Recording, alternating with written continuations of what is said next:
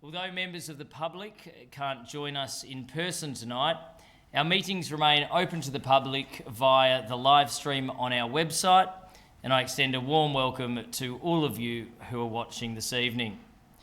On behalf of Moonee Valley City Council, I respectfully acknowledge the traditional custodians of the land on which Moonee Valley is located, the Wurundjeri Woi-wurrung people of the Kulin Nation, and we pay respects to their spirits, ancestors, community members, and elders past, present and emerging. We also extend this respect to other Aboriginal and Torres Strait Islander people. Item 3 on the agenda is apologies and leave of absence, and councillors, I've not received any apologies for tonight's meeting. Item 4 is the confirmation of minutes. Councillors, can I please have a mover and a seconder that the minutes from the council meeting held on Tuesday, the 9th of March 2021 be confirmed. Moved Councillor Sypek, seconded Councillor Tyson. I'll put that to the vote. All those in favour? That's carried unanimously. Item 5, declarations of conflicts of interest. Does any councillor have a conflict of interest in any item on the agenda this evening?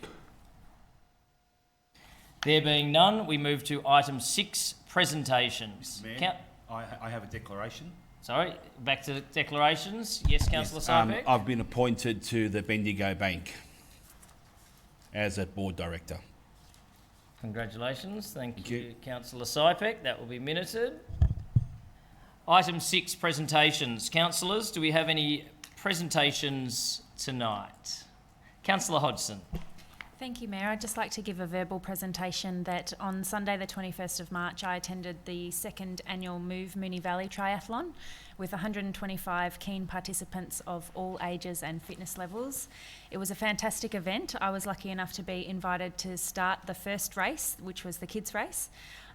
And I was so impressed by those kids. There was, many of them were as young as 7 years old, and they were undertaking a sporting feat that many, myself included, wouldn't even attempt. It's the only triathlon event in the Metro Northwest, and as such it's a really important event for our residents of neighbouring municipalities, and our event partner Triathlon Victoria is really proud of the event. It was a huge effort put in by staff, and there were 32 volunteers, friends and family of the participants, so I thank them for getting the race running smoothly and look forward to future events. I know that our Sport and Rec staff are keen to run similar events out of some of our other facilities, so this one was held down at Queen's Park Pool, and there might be opportunities for future events at Ascot Vale Leisure Centre and our new East Keilor Leisure Centre opening later in the year, so looking forward to more opportunities.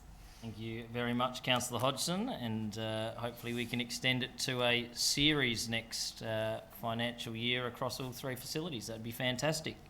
Do we have any other presentations? Councillor Adams.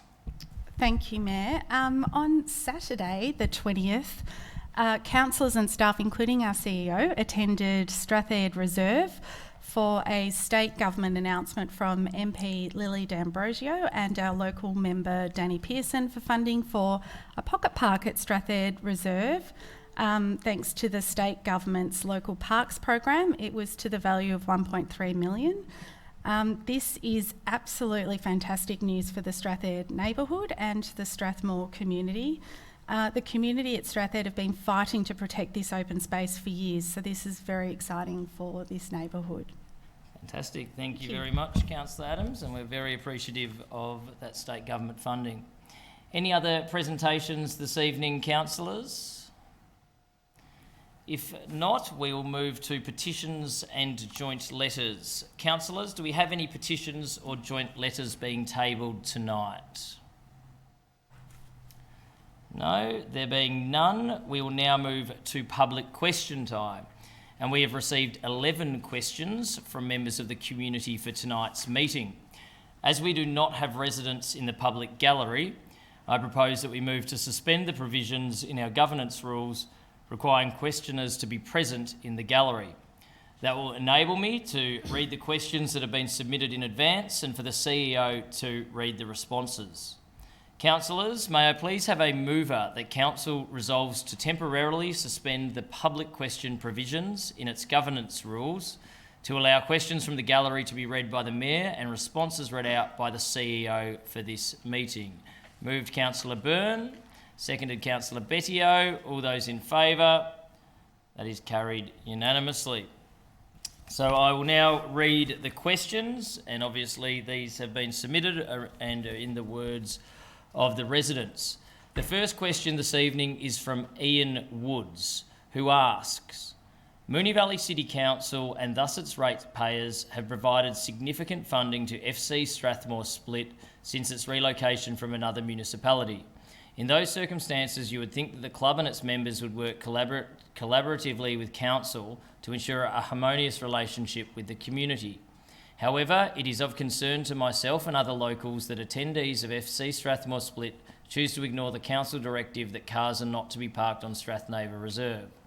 Would it be possible for council, as a matter of urgency, to have its parking inspectors monitor and issue fines after hours for cars being illegally parked on Strathmore parkland? Again, those are the words of our question asker, Ian Woods. I will now pass to the CEO, Helen Swee, to answer this question. Thank you, Ian. Through the Mayor, it does appear that vehicles are parking in the no stopping area on Mascoma Street during the game days. Officers are increasing surveillance activities in this area. Thank you. Thank you, CEO. The second question this evening also comes from Ian Woods, and the question reads, as a matter of urgency, could Council request that its Chief Executive write to FC Strathmore Split demanding that the club clearly request its members and other club attendees not to illegally park their vehicles on the parkland? Again, I'll pass to our CEO, Helen Swee, to respond. Thank you, Ian. Through the Mayor, officers will initiate engagement with the relevant clubs on parking restrictions and compliance with parking requirements, as well as to promote understanding and respect the amenity issues for local residents. Thank you. Thank you, CEO. The next 8 questions all relate to a planning application MV 630-2020 at 89 North Street, Ascot Vale, which is item 10.1 on tonight's agenda. This question comes from Tommy Gavrin, who asks, are the councillors aware that 6 of the 10 neighbouring homes on North Street have submitted objections raising concerns regarding the revised plans? I'll pass to our CEO, Helen Swee, to respond. Thank you, Tommy. Through the Mayor, all objectors have been acknowledged and were invited to the consultation meeting, so councillors are aware of the concerns raised. The content of all objections received have also been discussed and responded to in the report before council tonight. Thank you. Thank you, CEO.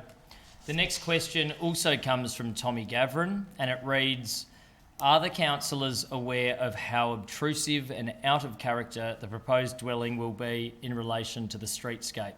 Again, I pass to our CEO, Helen Swee, to respond.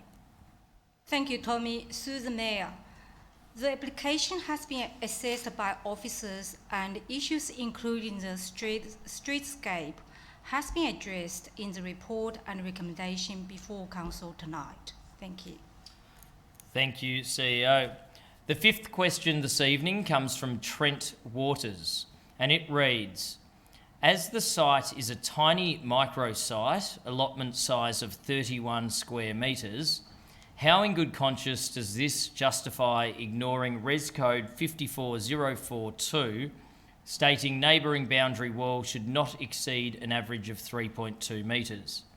Whilst we appreciate that the Inner Urban 1 Neighbourhood Character Precinct profile allows for the consideration of building height about 2 storeys in areas within proximity to the principal public transport network, a 7.1 metre boundary wall is still excessive in this context, given that the eastern neighbouring boundary wall is located adjacent to what is a sensitive area, given it is the primary play area for our children. Thanks for the question, Trent. I'll pass to the CEO, Helen Swee, to respond. Thank you, Trent. Through the Mayor, when making a decision about whether it is appropriate to vary standard of Clause 54 of the Moonee Valley Planning Scheme, consideration must be given to the relevant decision guidelines of the clause in question. The extremely small size of the allotment makes compliance with most of the numerical-based risk code standards almost impossible to achieve, as is the case with the walls on boundary clause. Acknowledging that there is a numerical non-compliance with the standard, the proposal is still considered to be consistent with the objective and decision guidelines of the clause for the reasons outlined in the officer's report. Thank you. Thank you, CEO. The next question also comes from Trent Waters, and it reads, like many homes within Moonee Valley, our children are constantly playing in what has been labelled our driveway, and not a particularly sensitive area. How can the safety of my children be guaranteed when playing in our property directly next to a 7.1 metre neighbouring boundary wall which has a roof terrace directly above? There is a big difference when something falls from the current 3.5 metre wall versus the proposed height of 7.1 metres. I will again pass to our CEO, Helen Swee, to respond. Thank you, Trent. Through the Mayor, the designation of outdoor space is important within a planning context. Secluded private open space is afforded a higher level of protection in the planning scheme than other areas such as front yards and driveways. In this particular instance, the space adjoining the proposal is primarily used as a driveway, noting that it is paved and feeds directly to a vehicle crossing and is clearly used for vehicle parking. This means that this area cannot be afforded the same amenity considerations as a secluded private open space area such as a backyard. It should also be noted that the issue of operational safety, for example, the likelihood of users of a balcony to drop things below, falls outside of the realms of what can be considered in a planning application, and is therefore not something that can inform a responsible authority's decision about whether or not to grant a planning permit. Thank you. Thank you, CEO. The next question comes from Chi Wong, who asks Council, we have concerns with the overall height of the one-bedroom dwelling and the ability to view into neighbours' bedroom windows directly across the road, numbers 86, 88 and 90. The applicant can potentially see into the neighbours' bedroom windows from the front north-east corner. I'll again pass to our CEO, Helen Swee, to respond. Thank you, Chi. Through the Mayor, it's noted that the neighbouring bedroom windows at numbers 86, 88 and 90 North Street are further than 9 metres away from the subject land and are therefore not considered by the planning scheme to be in direct view from the proposed dwelling. Thank you. Thank you, CEO. Question 9 comes from Gillian Favero, who asks Council, how does the proposed development favour sustainable development for the benefit of present and further generations and increase housing diversity when the development, despite exceeding the 9 metre requirement of standard A4 of clause 54.032, still only has 1 bedroom? I'll again pass to our CEO, Helen Swee, to respond. Thank you. Through the Mayor, the proposal meets Council's objectives as outlined in the MV 2040 strategy with respect to sustainable development and housing diversity, as it will repurpose the dwelling at an extremely constrained site, providing a more livable outcome for its occupants. The fact that the dwelling will remain as 1 bedroom is positive for housing diversity, as this style of dwelling will be increasingly needed going forward if current demographic trends continue, which is increasing proportion of single-person household. It's also a positive outcome for sustainable development as it continues to be provided with no on-site car parking, taking advantage of the site's immediate proximity to Escoville railway station. The design response also demonstrates best practice water-sensitive urban design through the incorporation of a compliant storm rating report. Thank you. Thank you, CEO.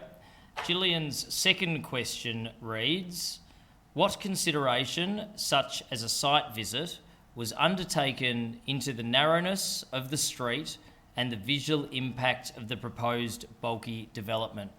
I'll again pass to the CEO, Helen Swee, to respond. Thank you, Gillian. Through the Mayor, officers have employed a number of methods to make an informed and professional recommendation based on expert knowledge of the planning scheme and planning practice. The narrow list of the street and other factors have been considered in the assessment and includes the use of variety of tools available to council officers to assist in the assessment and decision making. Finally, when assessing planning applications, council's planning officers conduct independent assessments which are based on working knowledge of the municipality and are not solely reliant on the supporting materials submitted by the permit applicant. Thank you. Thank you, CEO. The next question comes from Chi Wong, and it reads, what consideration was undertaken into the narrowness of the street? I'll again pass to the CEO, Helen Swee, to respond. Thank you, Chi. Through the Mayor, the narrow list of the street and other factors have been considered in the assessment. In addition, councillors have a broad knowledge of the municipality and also do their own due diligence in preparing themselves for council meetings. Thank you. Thank you, CEO. The final question for this evening comes from Kim C. Cow, and it relates to Planning Scheme Amendment C200 Moon, listing proposed heritage properties and precincts. It reads, after the panel hearing, my house in Marshall Street, Flemington, is still on the list of Moonee Valley Planning Scheme Amendment C200 Moon. I would like councillors to reconsider and remove 21 Marshall Street, Flemington, H0461, from the amendment, as I worry that my property cannot keep standing in the near future due to the age of the dwelling, 119 years, and a series of technical and structural problems. I fear that the property will dilapidate in the near future and become structurally unstable due to my lack of funds for maintenance. I'll again pass to the CEO, Helen Swee, to respond. Thank you, Kim. Through the Mayor, the question relates to submission 48 considered under Planning Scheme Amendment C200 Moon 2017 Heritage Study. Submitter 48 objects to the heritage overlay being applied to 21 Marshall Street, Flemington. Following exhibition, submitter 48 appeared again at the independent planning panel hearing for this amendment, and objections were detailed in the panel report of recommendations, which was made publicly available on 16th of March 2021. Panel recommendations concluded that it is satisfied that the house has heritage values ascribed to it and it should be included in the overlay. On the material before the panel, it does not appear that the house is in such poor condition that it must be demolished. A report is to be presented at the 27th of April 2021 council meeting, summarizing panel recommendations and council officers' recommended position on the above submission and amendment overall. Thank you. Thank you, CEO, and thank you to everyone who has submitted a question. Item 9 on the agenda is reports from delegated committees, and we have none for tonight, so we will now move straight to reports. Before I do, though, I wanted to welcome Councillor Byrne back to the chambers with the new baby. I forgot to do that at the start, so I'm glad, like her fellow councillors, we're all on our best behaviour this evening. Item 10.1 is 89 North Street, Ascot Vale. Councillors, do I have a motion? Councillor Isa. Mayor, I'd like to move the officer's recommendation with some amendments, please. Is it sufficient that I read the clauses with amendments? Yes, that's suitable. So to amend clause 1A to read, view line diagrams to demonstrate that there is no direct overlooking to the north-facing habitable room window of number 87 North Street from any point on the second floor terrace, or if direct views occur for this location to be treated, in accordance with standard A15 of clause 54046 overlooking of the Moonee Valley planning scheme. If treatment is required, it must not be in the form of screening that would increase the height of the terrace. And then 1D to read, the planter boxes along the eastern side of the roof terrace set back by 300 millimetres from the eastern title boundary with consequential changes to the stormwater guttering. And E to read, any overhanging structures at the southern corner of the site associated with the terrace planter boxes to be removed, semicolon and. Thank you, Councillor Isa. Do I have a seconder for that motion? Councillor Hodgson. Councillor Isa, would you like to speak to the motion?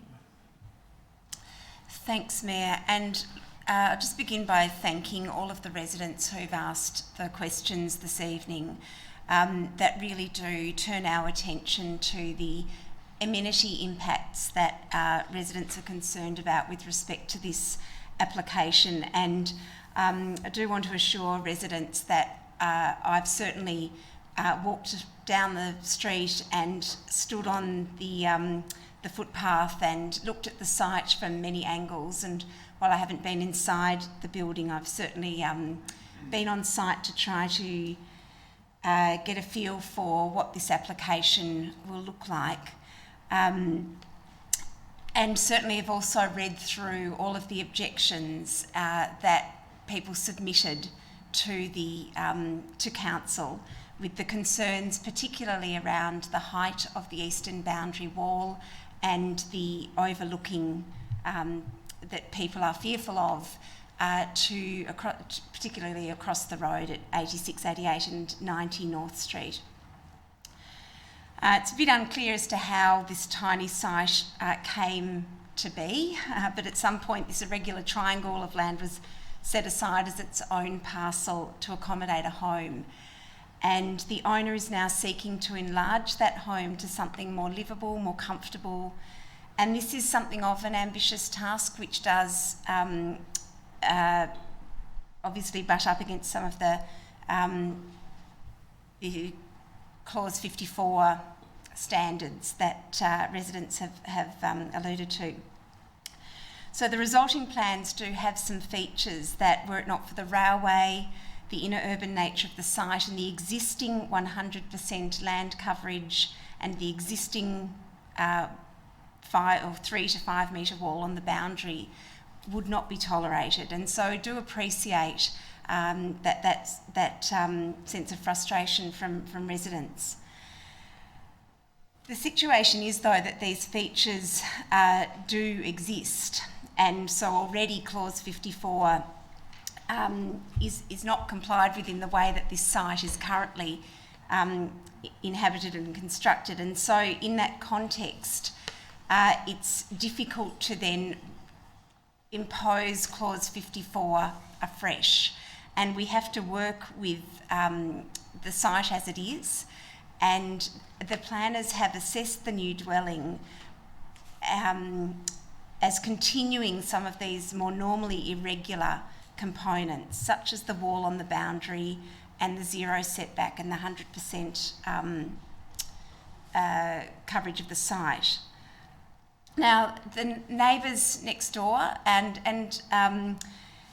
appreciate there's been lots of conversations amongst neighbours with respect to this application, and it is potentially a good thing that there's so many conversations amongst neighbours, but it also understand the tensions that can arise and appreciate that that's probably been the case here, where efforts have been made to try to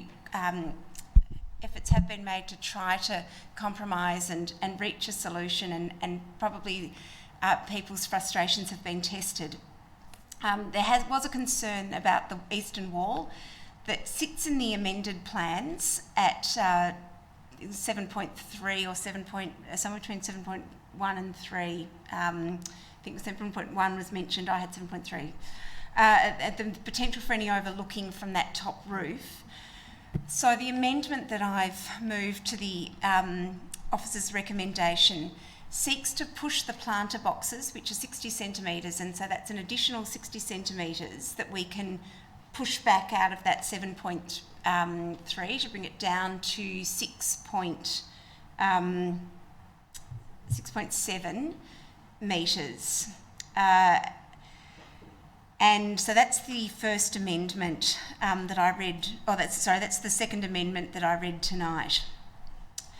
Now, this amendment also, not only does it make some, albeit small, but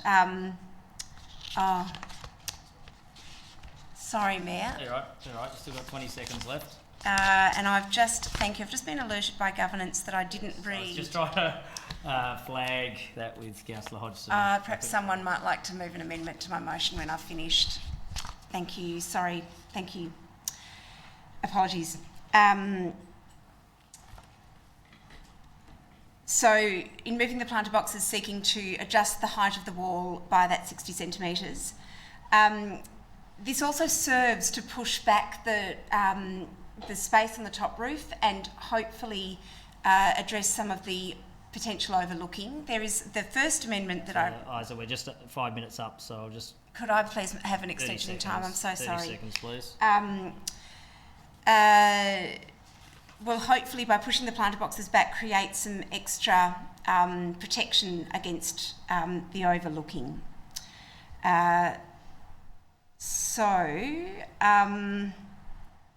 Look, I'll finish there for the moment, and I'll complete my comments later.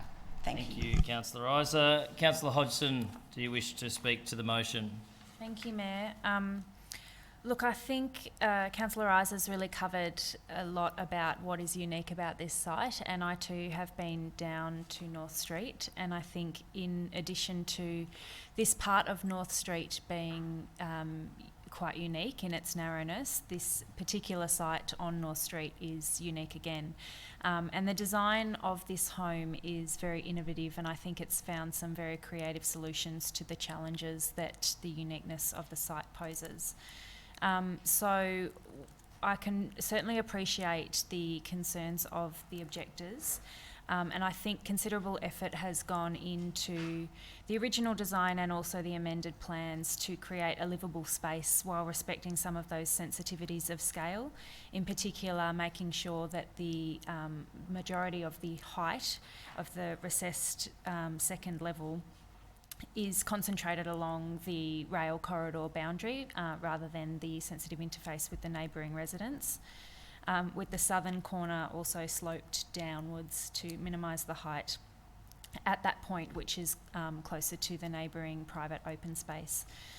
So I think overall the environmentally sustainable design of the home is quite impressive, and despite the house taking up the whole site, which is the historically existing site, I think it's definitely an improvement in this sense to the current dwelling because of the particular design. Thank you, Councillor Hodgson. Does any other councillor wish to speak to the motion? Councillor Bedio. Thank you, Mayor. I'd like to propose an amendment. Yes, Councillor Bedio, what is your amendment? 2 amendments to the standing motion. Deletion of condition D of part 1, which states the planter boxes along the eastern side of the roof terrace set back by 300 millimetres from the eastern tidal boundary, with consequential changes to the stormwater guttering. I'd also like to add as a note to the bottom of that permit Further planning permission is not required for any murals painted on the shared boundary wall between the subject land and number 87 North Street, Ascot Vale, excluding advertising signs or any other structure that would normally require a planning permit. Thank you, Councillor Bedio. So we have an amendment on the floor to delete the condition 1D and to include the final paragraph in the original proposed motion. Do I have a seconder for that amendment? Councillor Tyson. Councillor Bedio, would you like to speak to your specific amendments? Thank you, Mayor. Just first, if I touch on the final note that I'm proposing to add to the bottom of the footnote of the permit, there was discussions between the applicant and its closest neighbour about potentially painting the eastern wall with a mural to soften the design, and we're just adding this in here so that it's clear in future if there's something they want to do that they don't need a further permit or need to raise any amendments to the existing permit to make that happen. In relation to the deletion of the planter boxes, we as councillors are in a predicament, I suppose, in the sense that there's always going to be conflicting ideas about what's best for the community, what's best for the neighbourhood. But I think I am concerned about throwing conditions around without first having seen designs of how that would look, what that would mean for the overall structure. And based off having seen this proposed condition, I did have a quick discussion with the applicant to look at options. And the discussion was that if we were to move the planter boxes back 300 millimetres, that would result in a complete, would mean that the rooftop terrace would be completely unusable as an outdoor space. It would also mean, and the architect stated that it would also mean that the design as it is, and in his words, would be a bit of a dog's breakfast, and he thinks it would be a bit more of an injury to the objectors. So I'm very conscious about throwing a design change such as this without first having seen what the drawings would look like. Thank you, Councillor Bedio. Councillor Tyson, would you like to speak to this specific amendment? I think the amendments are pretty common sense, particularly the planning permit at the end notes. Thank you, Councillor Tyson. Does any other councillor wish to speak to this amendment? Councillor Isa. Thanks, Jake. Thanks, Councillor Bettio, for putting in the second part that I omitted to read because it was 4 pages and I just forgot to get there. So thank you very much for including the section about the mural. However, obviously I can't support the deletion of the amendment that I've just moved to reduce the height of the building. Now, my understanding is that there is room to move the planter boxes back those 30 centimetres, and there have been some conversations between objectors and the applicant around that. Can I ask for a point of clarification there, Matt? You can ask a point of clarification through the chair, yes? Yep. Through the Mayor, was that clarified by the applicant? Sorry, the point of clarification is? His point of clarification was that first checked with the applicant whether there would in fact be usable space if we were to make that condition? Are you asking that to planning? To Councillor Isa. Okay, point of clarification to Councillor Isa, was that checked with the applicant? There were conversations between the applicant and objectors around this. I was not party to those conversations. Those conversations were had. Right, thank you. Does that answer your point of clarification? Thank you. Councillor Isa, you may continue. If you look at the plans, there is sufficient space. Do you want me to bring up the plans and we can have a look at how much space there is? The smallest space is 80, so the smallest space is over 800 centimetres. So if we bring it back 30, there's still 50 centimetres, and that's the smallest space at the northern end.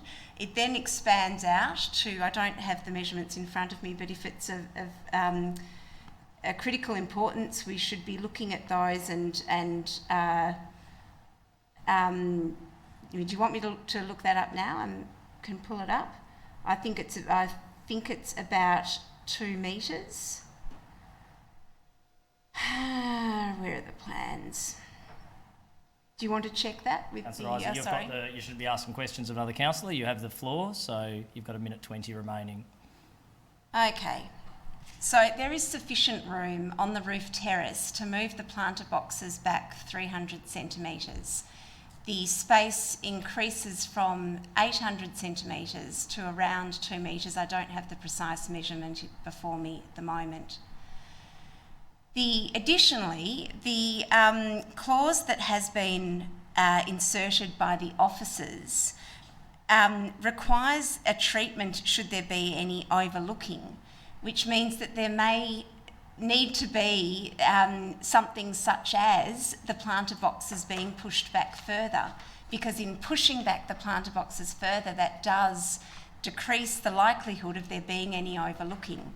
So this is addressing two of the two key concerns, which were the height of the wall and the privacy and the overlooking, with a simple shift of 30 centimetres of the planter boxes which exist on the rooftop to provide some softening and aesthetic to the streetscape.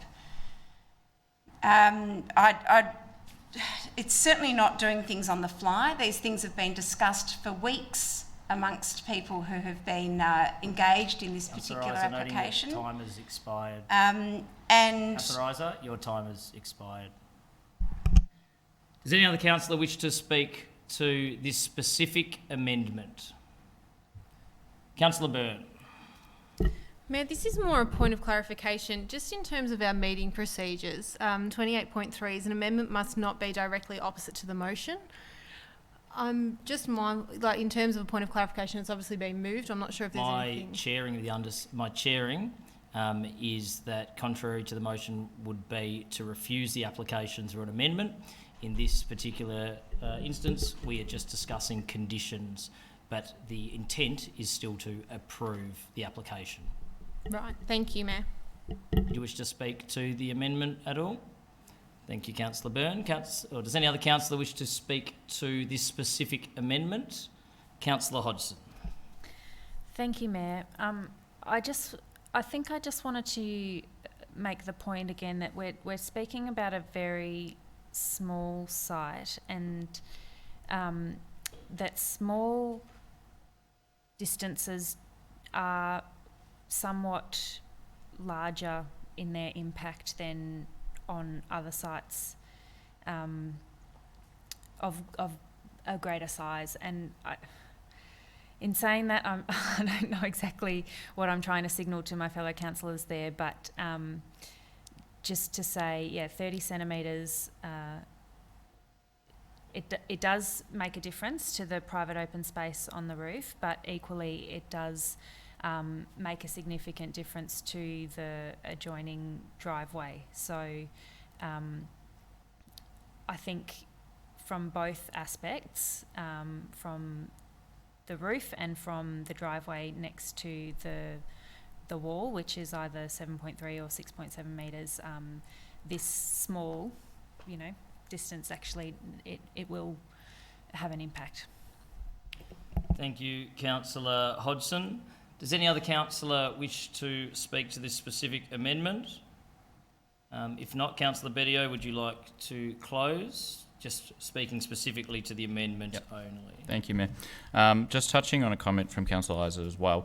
My understanding from discussions with the applicant was the design of the planter boxes and where they are, and there is a slight shadow line, so it has been slightly recessed from the facade of the building.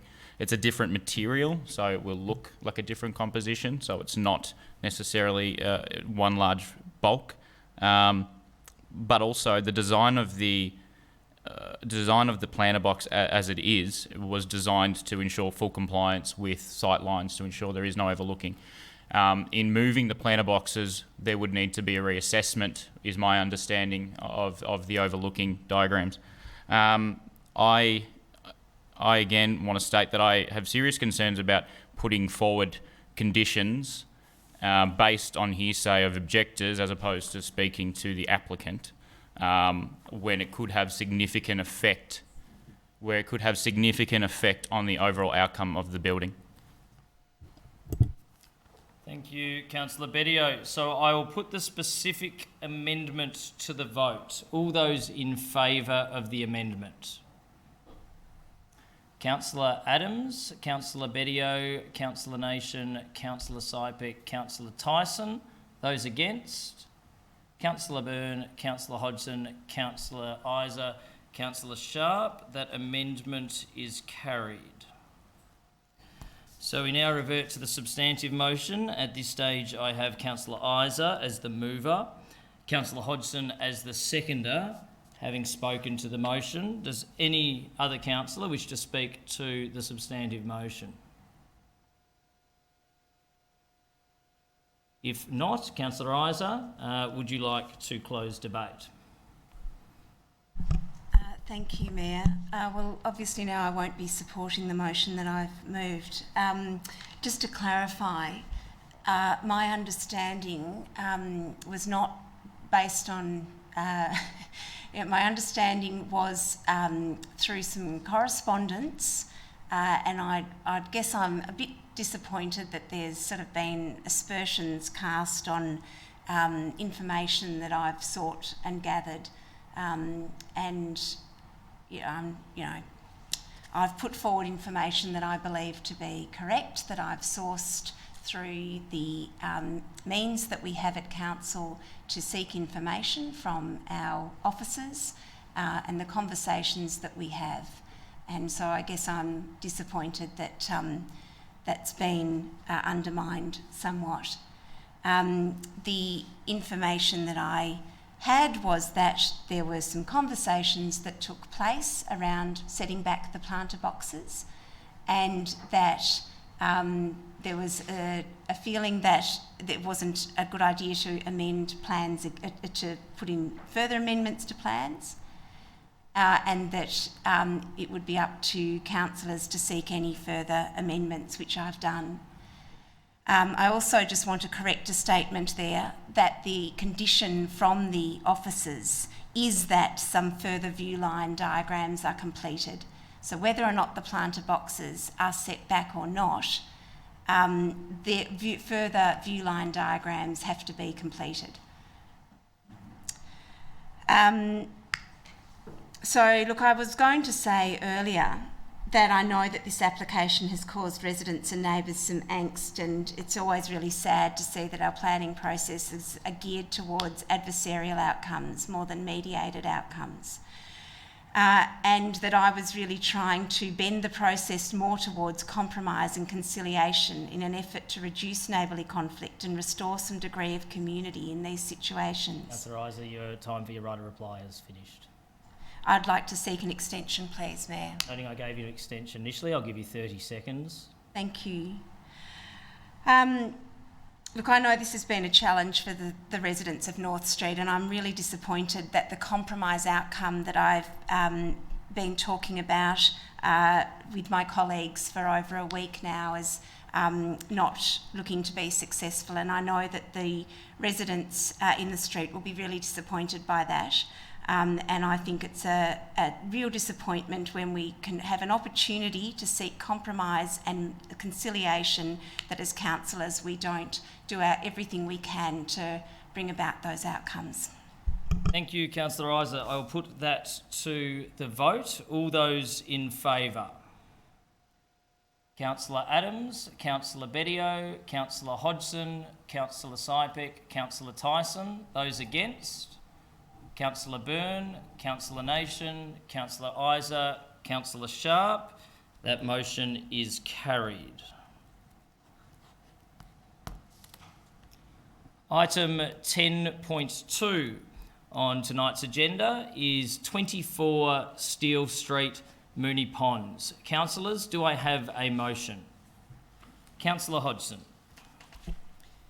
Thank you, Mayor. I'd like to move the officer's recommendation with a change to endorsement condition 1 to read, Before the development starts, amended plans to the satisfaction of the responsible authority must be submitted to and approved by the responsible authority.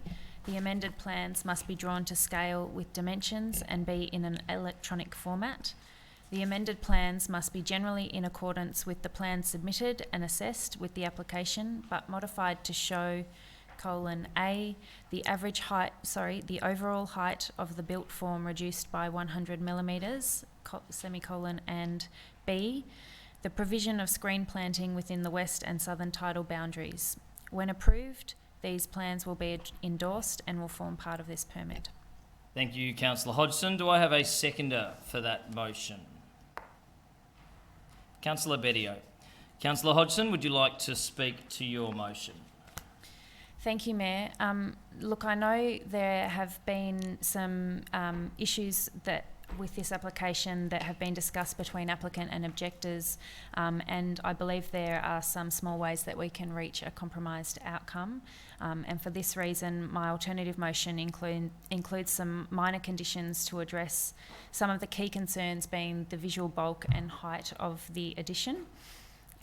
So I'm hoping that through the adjustment to the roof height and some considerations of screening planting along the southern and western boundaries, being those interfaces with the neighbours on Addison Street and the neighbours at number 22 Steele Street, that Steele Street and its surrounds will remain the attractive place that I know drew the applicant and their neighbours to choose it as their home in the first place. Thank you, Councillor Hodgson. Councillor Bedio, do you wish to speak to this motion? Nothing further to add on that one, Mayor. Thank you, Councillor Bedio. Does any other councillor wish to speak to the motion? Councillor Isa.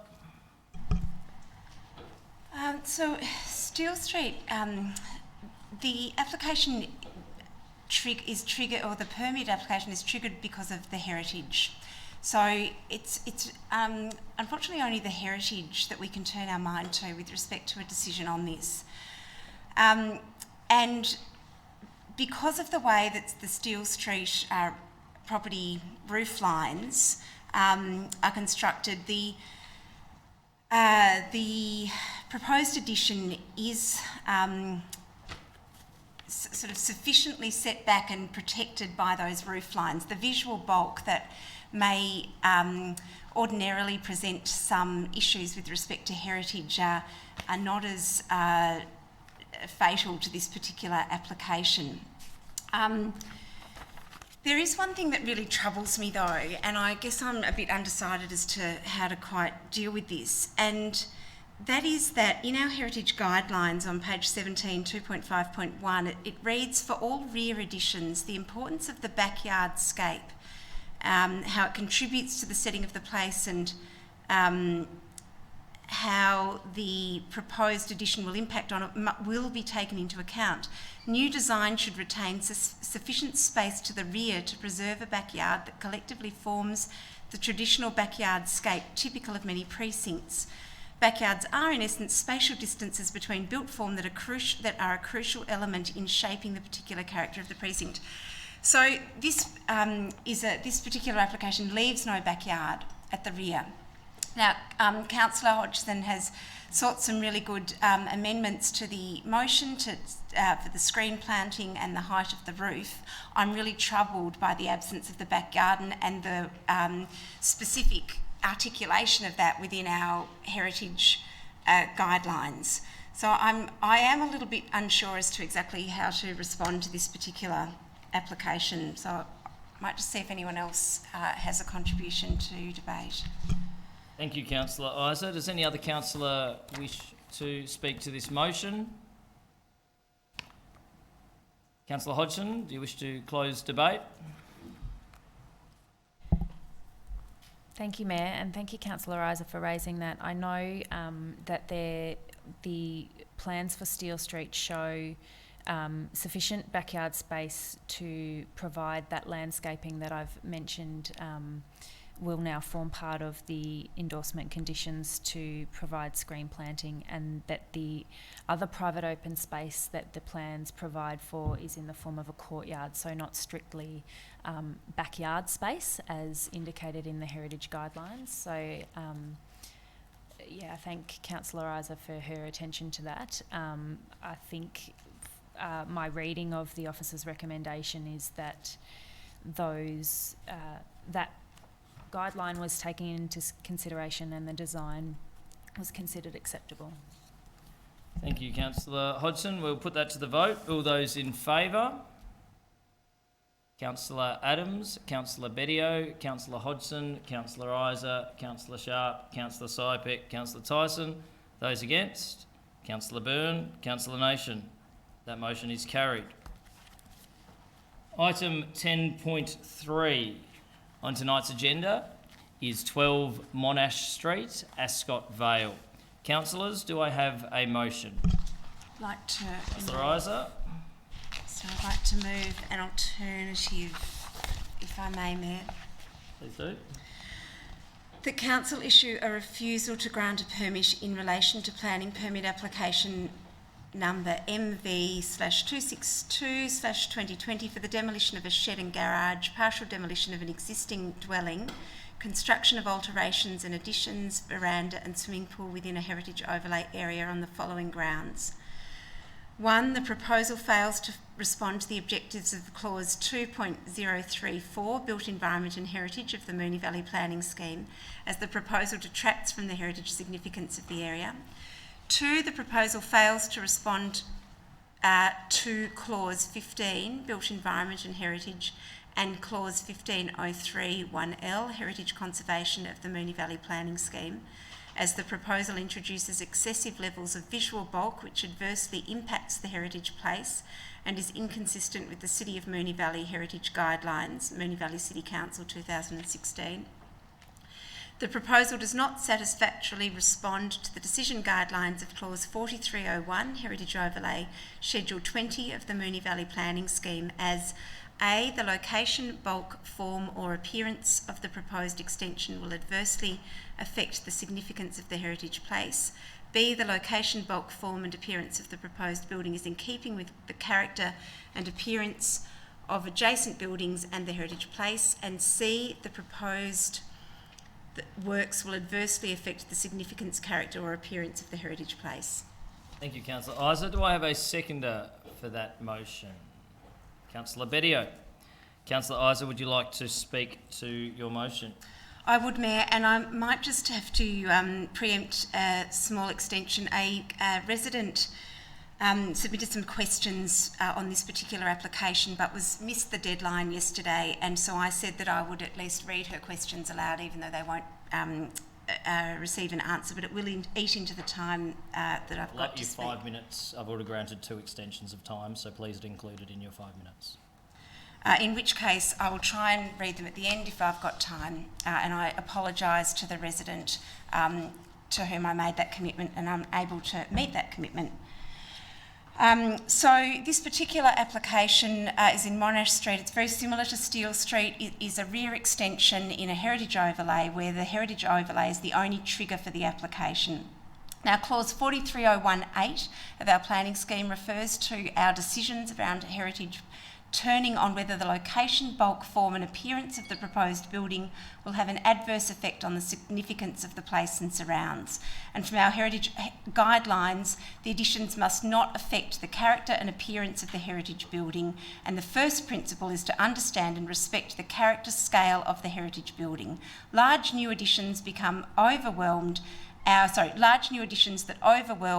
the existing character and scale of the place that's to be preserved are not in keeping.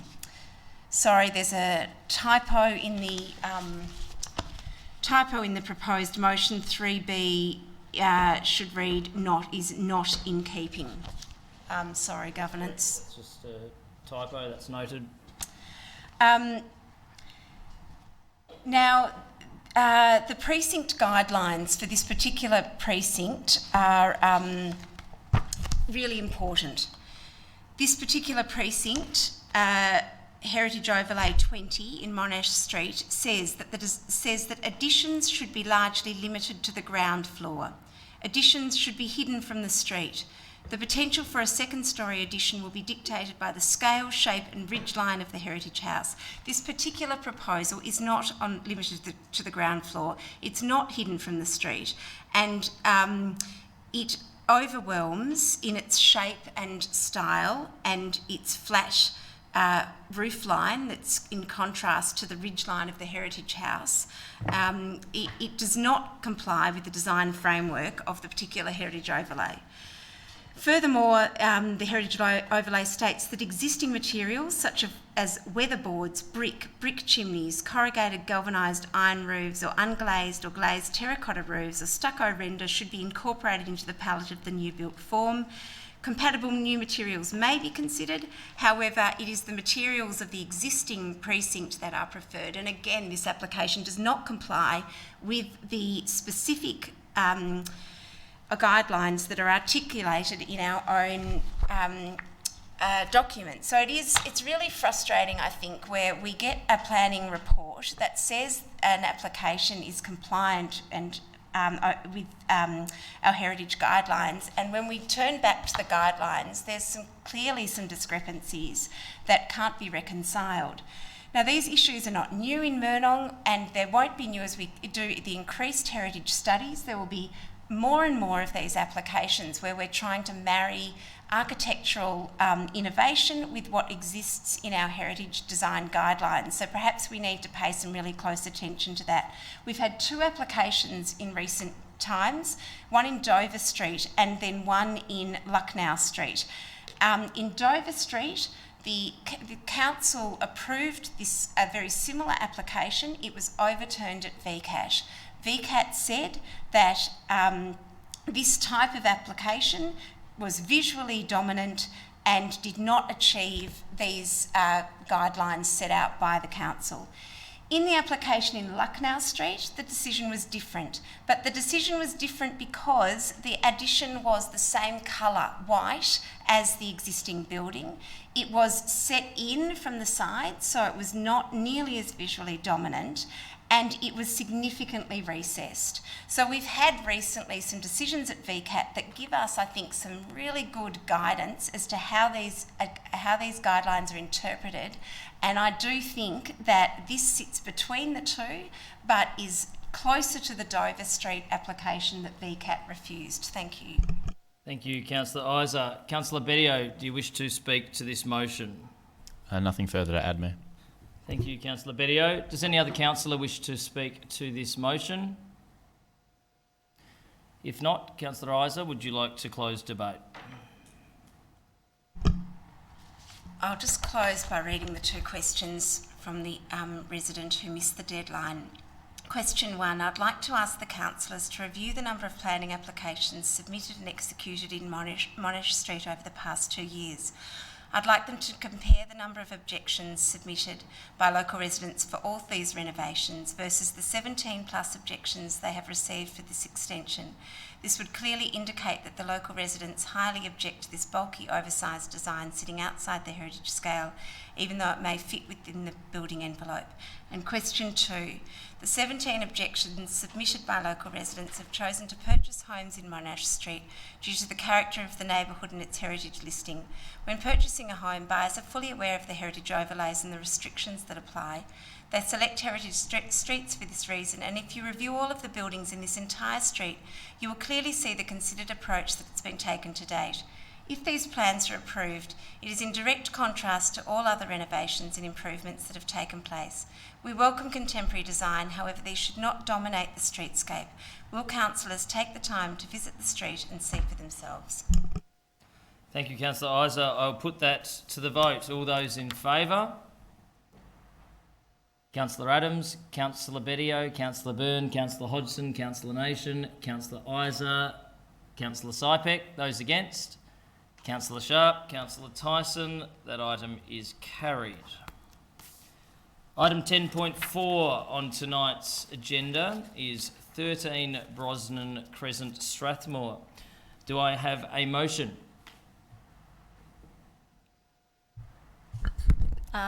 Councillor Sharp. Just move the officer's recommendation, please. Thank you, Councillor Sharp. Do I have a seconder? Councillor Adams. Councillor Sharp, do you wish to speak to the motion? Thank you. Just quickly, this is an amendment to an already approved planning permit regarding a rooftop or some rooftop terraces. I note that the recommendation has suggested or includes some extra setbacks, which I believe should alleviate a lot of the concerns, noting the consultation meeting seems like forever ago, but it was late last year that we held that. But it is an approved permit and it's a slight variation, so happy to support this. Thank you. Thank you, Councillor Sharp. Councillor Adams, do you wish to speak to the motion? Nothing further to add, thanks. Thanks, Councillor Adams. Does any other councillor wish to speak to this motion? If not, as no one else spoke, I'll put that to the vote. All those in favour? That's carried unanimously. Item 10.5 is response to Notice of Motion 2020/29, adjustments to the concept design of the Flemington Community Hub and Debney's Park Precinct. Councillors, do I have a motion? Councillor Isa. I'd like to move the officer's recommendation with two small amendments. Please read them out. So just to amend paragraph D to read, request a further report on the suitability of locations 3 and 4 as the preferred locations for the cricket nets. See attachment 1. Cricket nets, I've got see attachment 1 on mine, but maybe that doesn't need to be there. F, note that 2.1 in the officer's report should read as follows. On 8th of September 2020, Council endorsed the concept plan for the Debney's Park Precinct project, the project Flemington. Thank you, Councillor Isa. Do I have a seconder for that motion? Councillor Hodgson. Councillor Isa, would you like to speak to the motion? So this follows up Notice of Motion from last December. Just trying to look at what adjustments, if any, could be made to the plans that were endorsed on September the 8th, 2020, given that there was some aspects that didn't go to consultation, didn't go to any community consultation, such as the location of the basketball courts and the location of the cricket nets, as well as just seeing if there could be any further small adjustments to some of the siting issues, particularly around accessibility was the main concern. And look, in moving the motion in last December, you know, I fully accepted that it was a matter of asking officers to look into some to some problems. If they could be changed, then that would be great. If they couldn't, then I accept that the decisions had been made earlier, and time and money, time costs money, and money is the funding. We wouldn't want to put the funding at risk. So I accept and thank officers for the time that they've put into compiling the detailed response. I'm very appreciative of the work that there has been done to respond to my queries, and thank you very much to the team for doing that. The location of the cricket nets is still a little bit vexed, however, and I thank the officers for acknowledging that the first location was considerably problematic. The second location that's suggested seems to potentially, seems to conflict with the path, and also seems to be on a location that would otherwise be used as picnic space, passive open space, and I am not at all keen for that to be the location of some cricket nets. It's quite some distance from the pavilion as well. So that I'm asking if there might be some, and I understand from the officers that it's possible with respect to the process, the tendering process, to get some further information about the locations for the nets, so that we don't have conflict, we don't have injuries, and so that open space that's used for picnics and play is not built on with the cricket nets. I understand that one of the locations will require some section of the path to be moved. So that's the sort of information that would need to come back, whether it can fit the orientation and other flow-on effects. Thank you, Councillor Isa. Councillor Hodgson, do you wish to speak to this motion? Thank you, Mayor. Look, just to add, yes, I've walked down around Debney's Park with Councillor Isa and support the idea that a little bit of further investigation could happen at those locations 3 and 4 so that we make sure that we're making the best decision and getting the best outcome. And also noting the temporary facility is going in very soon, which marks the commencement of stage 1, which is a very exciting thing for the people of Flemington. Thank you, Councillor Hodgson. Does any other councillor wish to speak to this motion? Councillor Sharp. Mayor, could I please just ask a point of clarification? I don't know who this is best to, but can someone just confirm with me that by increasing the width of the path between the tennis courts and the hub that there's no detrimental effects to the tennis courts, please? I'll refer your question through the CEO, who might need to seek advice through an officer. CEO, would you like to just go and seek advice? And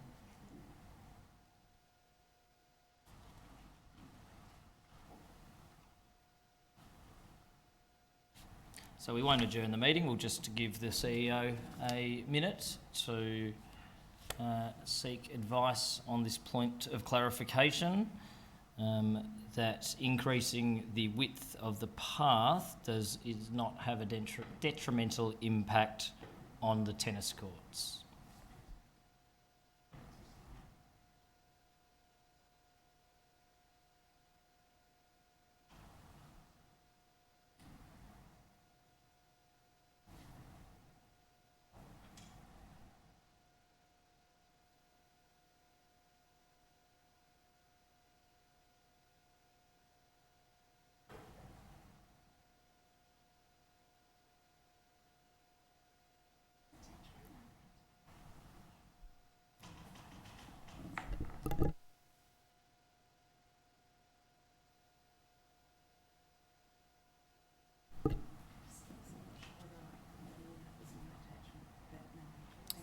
So we have a point of clarification from Councillor Sharp asking through the CEO if increasing the width of the path has a detrimental impact on the tennis courts. CEO.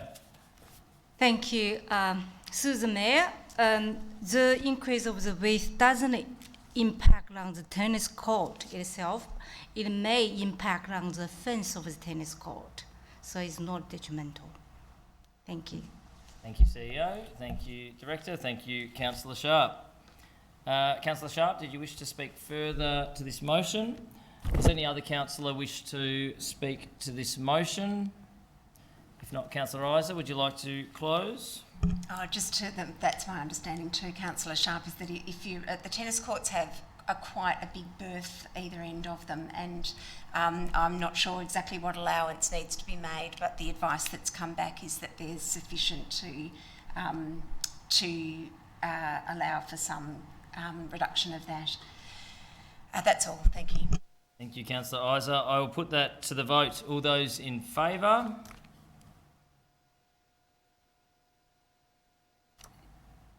I just don't know if your hand's up, Councillor Sharp, whether or not I'm calling it unanimous or reading. No?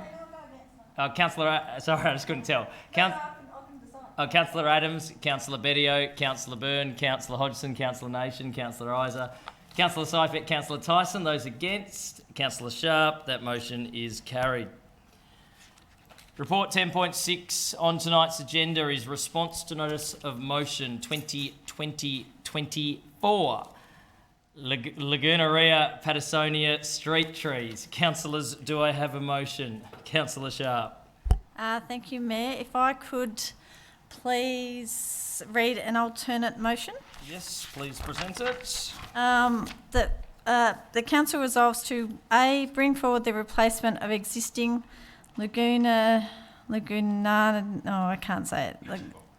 Lagunaria Patersonia trees in Keene Street, Essendon North both sides, William Street, Essendon between McCracken Street and Hedwick Street both sides, and Robinson Street, Moonee Ponds between Blair Street and Buckley Street both sides, with more appropriate species, with the replacements to be completed by 30th of June 2022 as part of the 2021-22 tree renewal schedule.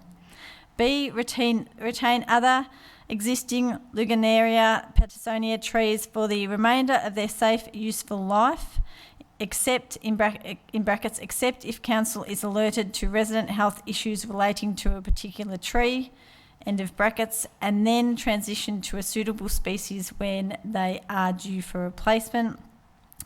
Point C, update information available on Moonee Valley City Council's website to provide clarity on the process to have individual tree species removed due to significant health issues, and include a referral by a dermatologist for a serious skin complaint as acceptable proof for the removal and replacement of a Lagunaria Patersonia tree.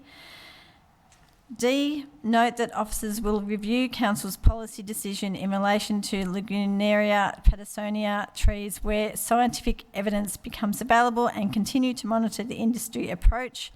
Point E, advise residents in Keene Street, Essendon North, William Street, Essendon and Robinson Street, Moonee Ponds of the tree replacement process to take place.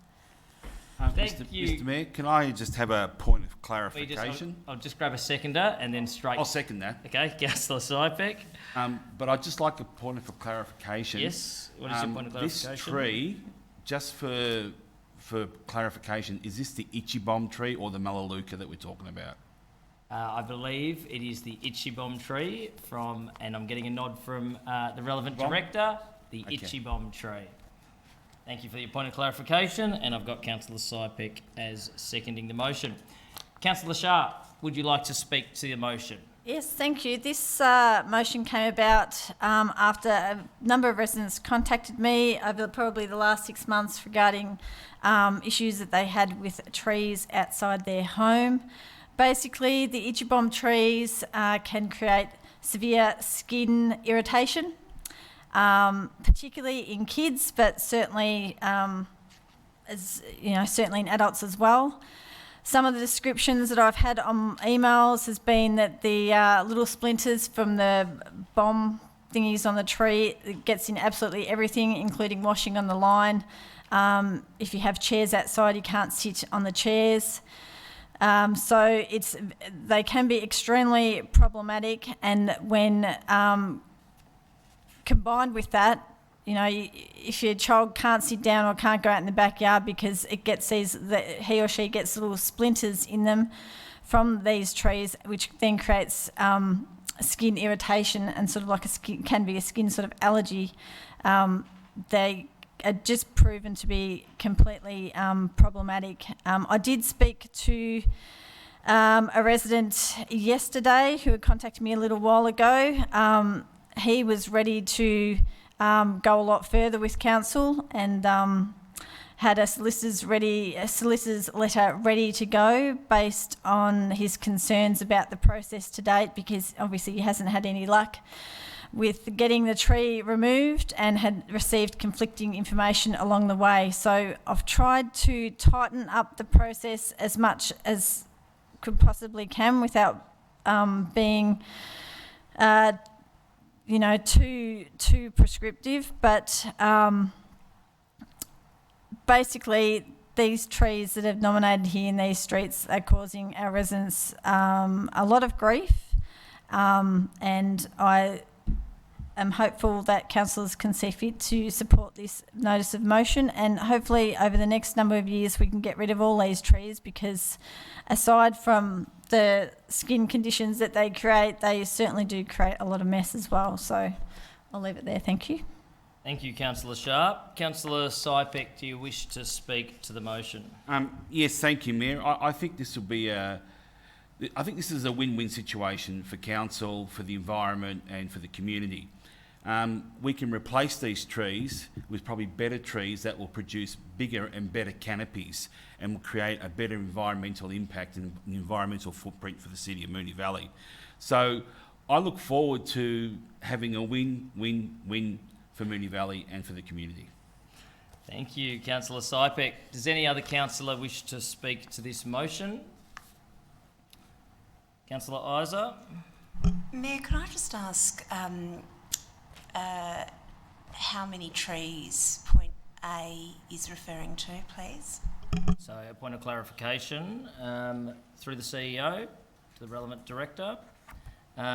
CEO, the point of clarification from Councillor Isa is how many trees does point A refer to? I would just note, however, that this is an alternative and it's not an officer's recommendation, so I wouldn't necessarily think that can possibly be answered. CEO? Thank you, Susan Mayor. Yes, I need to take this question on notice, but officers are comfortable with the wording of completed by 30th of June 2022. Thank you, CEO. Councillor Isa, did you wish to speak to the motion? Thanks, Mayor. Yeah, look, I'm not in favour of removing an unknown number of trees in 4 or 5 streets in the municipality in this way. Maybe if we were seeking some further information about how many trees were in those streets, or which particular trees there were that were causing issues for the residents that Councillor Sharp has referred to, which streets they're occurring in. I don't think it is I don't think it's a good process for us on the floor now to be to be deciding to remove an unknown number of trees in streets before June of next year, particularly when we have a well-known and celebrated internationally goal to achieve a 30% tree canopy. I think that this flies in the face of that aspiration, particularly when we know that we've got to put in a large sum of money to continue our tree planting process and to try to reach our canopy. I was very comfortable with the officer's recommendation, so I do foreshadow moving the officer's recommendation in the event that this is not supported by the majority of councillors. I think that the officer's recommendation did set out a reasonable response. It had a process there for people who are affected by policy process for people who are affected, whose health is affected, and we can respond to that, while also making sure that our trees provide the canopy that's required. So I'll just foreshadow that. Thanks, Mayor. Thank you, Councillor Isa. Does any other councillor wish to speak to this motion? Councillor Byrne? Thank you, Mayor. I will. In answer to Councillor Isa's point of clarification before, I did jump on Google Satellite before, and I counted approximately 27 to 30 trees that came up in point A. Now, obviously, that is satellite, and it is a bit difficult to tell, but that's the approximate. But there, I won't be supporting this. This alternative. As Councillor Isa also mentioned, we are aiming for a tree canopy, a large 30% tree canopy. These are mature trees that still have a lot left to give. I obviously work in public health, and as a podiatrist I actually see a lot of skin conditions come through regularly, and I completely understand how difficult they can be for the person, for the family, and for people to manage. And I have a lot of empathy for people who live around these trees and that have problems with them. But that is why we do have a process in place, and that process in place has previously been endorsed, and it is to be able to get the referral, and then a tree can potentially be removed. Now, this hasn't gone out for consultation. Now, I could just imagine if you particularly loved your trees, and you might have liked these trees, and if you lived, and I'll just pull it out, say for instance, on William Street between McCracken and Hedewick Street, which is a very nice street, If you lived on those streets and you happen to like these trees, and then all of a sudden you get a letter from council saying we're taking down all of your street trees to replace them, we know on previous, you can't replace them with extremely large mature trees. They can be slightly mature, but at the end of the day they're going to be 1.5 metres tall at best, and they'll take a long time to be able to create the canopy that was there. We also have to think, if we are going to cut down these trees, the biodiversity and what we will actually lose by doing it in such a short period of time. In the report, it very clearly states that if we are going to be chopping down these trees, that we should do it over a longer period of time to be able to ensure that the basic environment can be maintained and the biodiversity can stay in place. So that's my thought on these. I note Councillor Isa has already foreshadowed the officer's recommendation, but I think that it is a particularly bad look for a council that has been nominated for a rather large award for our planning and our tree planting and our tree canopies to go ahead and cut all these down. I can just imagine, whilst there might be some people who would be pleased with these, I know there will be many, many who won't be. Thank you.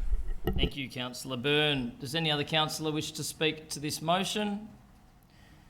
If not, Councillor Sharp, would you like to close? Yeah, I'm sorry, but I think a couple of councillors have missed the whole point of this. This isn't a whim to pull out trees. We were awarded, we won awards for our tree canopy process. This is about standing up for our residents who come to us with complaints that aren't addressed by council. I'll read a little bit of the solicitor's letter that was about to be sent out to council today. The person got a doctor's certificate as he was told to do. Then that medical certificate was rejected.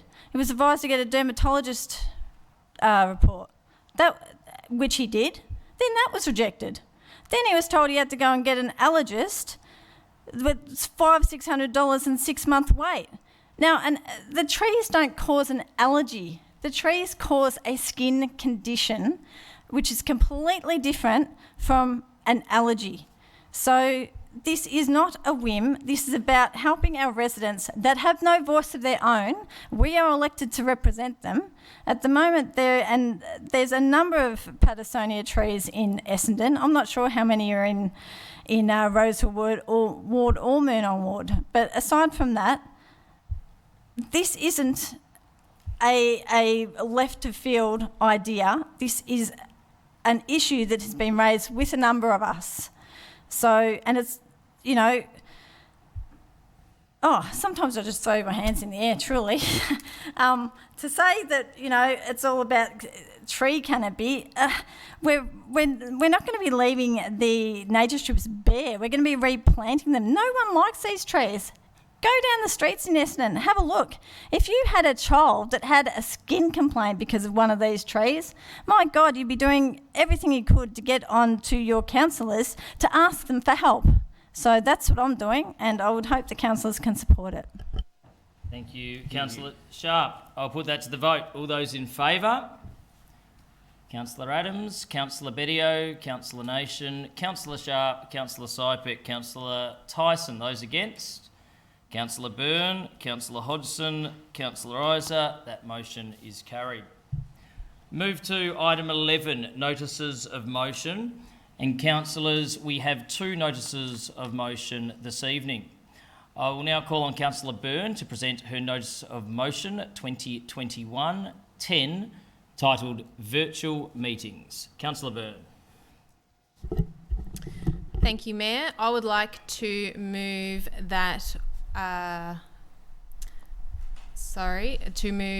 one notes that the COVID-19 Omnibus Emergency Measures and Other Acts Amendment Bill 2020 currently permits councils to host council meetings and other public forums, and that councillors may attend via digital means (brackets live stream). However, this provision is set to expire the 26th of April 2021 (brackets subject to further extension). 2, supports councils being able to host council meetings and other public forums, and that councillors may attend via digital means (brackets live stream beyond COVID). 3, acknowledges that the delivery of council meetings and other public forums via digital means has provided additional flexibility and accessibility both for councillors and the public. 4 notes that the delivery of council meetings is governed by the Local Government Act 2020 in Victoria and other relevant local government acts in the respective states and territories. 5, submits a motion advocating this position to the Municipal Association of Victoria State Council to be held on Friday the 21st of May 2021. Motions for State Council are due 23rd of April 2021. And 6, submits a notice of motion to the Australian Local Government Association National General Assembly 2021 to be held in Canberra 20th to 23rd of June 2021, advocating that this position be reflected in the local government acts of all Australian states and territories. Motions for the National General Assembly are due 26th of March 2021. Thank you, Councillor Byrne. Do I have a seconder for that motion? Councillor Tyson. Councillor Byrne, would you like to speak to your notice of motion? Thank you, Mayor. I will. The notice of motion obviously was quite long and actually details a fair bit of information in it, so I won't read through what I've already said. But one thing that I obviously do want to highlight is that COVID, no doubt, has had devastating consequences at a local level, a state level, a national level, a global level, and I suppose that's what it is when it's a global pandemic. And we've spoken a lot about the devastating consequences. We haven't spoken a lot about the benefits, and there obviously have been some, and I definitely wouldn't want to go through another pandemic just to get these few benefits. But if we are trying to be positive, you know, there's been people who've been able to work from home. There's been people who've been able to spend more time with family members, getting to know their neighbours. There's potentially been pressures taken off people by not having to attend so many things, and I could go on and on. From a local government point of view, one thing that has been of benefit to some is the ability to be able to we've been obviously live streaming our meetings, but being able to have a Zoom meeting as an OCM, and for people to be able to potentially be in the chamber and some people be able to be on Zoom. Now that's something that we haven't been able to have before, and it wasn't really that hard to set up. We obviously have a fabulous team of officers here who are able to do it, but many councils around the state and assuming the country have been able to do that. And so I suppose the question has to be asked, why are we stopping it just if COVID stops? And I think that in general we need to really get with the times. It opens up plenty of opportunities, and I think that I obviously don't like missing council meetings. I made that very clear previously, and I have been fortunate at last council meeting. I unfortunately wasn't able to attend. However, I was able to be on Zoom whilst everyone else sat in the chamber. Now, that is definitely not my preferred way to participate in a debate, but at least I was able to raise my hand and vote for important things for the community. And at the end of the day, that's what we are elected in to do. And by moving this, what we're doing is we are advocating towards the MAV at a state level and ALGA at the national level, which we're lucky enough to have 6 councillors go along to in June. And I think that it's just by us saying, let's make sure that this happens and that it's not a short-term thing, and take the positives out of things that we've learnt from COVID. So there's obviously various things that have to be ticked in to be eligible to raise this, and I do believe that this motion does that. So I will leave it at that. As I said, I think most of what I've been trying to get across came through in the original motion, but it just gives the ability for councillors to attend via digital means, regardless of whether COVID is on or not into the future. Thank you very much, Mayor. Thank you, Councillor Byrne. Councillor Tyson, did you wish to speak to the motion? I think it's very well covered by Councillor Byrne. Probably from my perspective, I've had enough Zoom, WebEx and Microsoft Teams meetings for a lifetime, but it is great that we have that option, and great that Councillor Byrne was able to attend last council meeting for pretty good reasons. Thank you, Councillor Tyson. Does any other councillor wish to speak to this motion? Councillor Hodgson. Thanks, Mayor. I just wanted to thank Councillor Byrne for the motion. I think it's a great thing to be ensuring that we can do in future. It makes meetings very accessible, and I think that Councillor Byrne knows better than any of us how much of an improvement it is to actually meet in the chamber. So I doubt that anyone would be abusing this opportunity, but it would only be able to be used for a positive. Thank you, Councillor Hodgson. Does any other councillor wish to speak to this motion? If not, Councillor Byrne, would you like to close? I'll put that motion to the vote. All those in favour? That's carried unanimously. Item 11.2. I will now call on Councillor Isa to present her notice of motion 2021/11 titled March for Justice Preventing Gendered Violence. Councillor Isa. Thanks, Mayor. I'd like to move that in response to ongoing issues of gendered violence in the workplaces of elected decision makers and lawmakers, women around Australia, their allies and supporters have organised March for Justice events.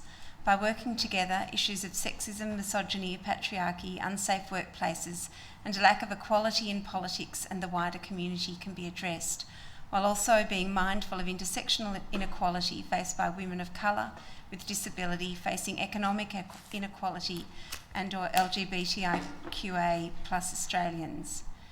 As a March for Justice ally, Moonee Valley City Council notes that A, gendered violence is a serious and widespread but preventable problem in Australia. B, Council is committed to preventing and addressing gendered violence within our organisation.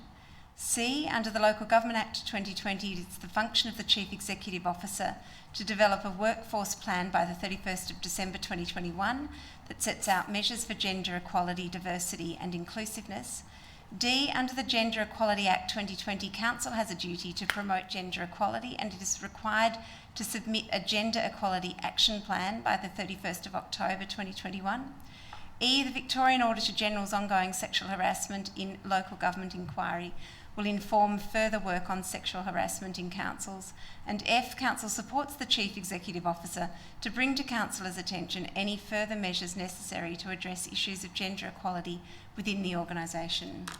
Thank you, Councillor Isa. Do I have a seconder for that motion? Councillor Hodgson. Councillor Isa, would you like to speak to your motion? Thanks, Mayor. When tens of thousands of women march in cities across Australia making some specific demands about the experiences of women in workplaces, there's a need to listen. Although the March for Justice last Monday, the 15th of March, was aimed primarily at the federal government, our local government here in Moonee Valley can take the hint to reflect on our own level of decision making and consider whether we practice justice towards women, First Nations women, women of colour, women with disability, LGBTIQ plus Australians. The reason for moving this motion is twofold. Firstly, it is to affirm that Moonee Valley as a level of government and as an organisation is firmly committed to preventing gendered violence within the organisation. This is said with respect for the fact that there's a division between the councillors as a level of decision makers and the organisation managed by our very competent CEO, Helen. This motion notes that Helen has various responsibilities for ensuring women are safe. Women are safe at work in Moonee Valley Council. As a group of councillors who employ Helen, we know that the organisation is in excellent hands. Helen is supported by a dedicated team of directors who also clearly subscribe to the expectations Helen and Council promote. Women in this vast organisation can be absolutely sure that they are led by a team for whom equality and safety are paramount. The second reason for moving the motion is connected to the elected representatives, that we as a council articulate to ourselves and to our community that gendered violence is common and ordinary and unacceptable.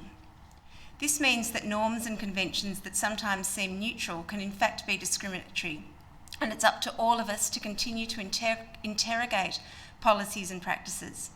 But as a group of 5 strong women and 4 sensitive men, I'm confident that we do this and will continue to listen to women and respect their stories of harm or disempowerment.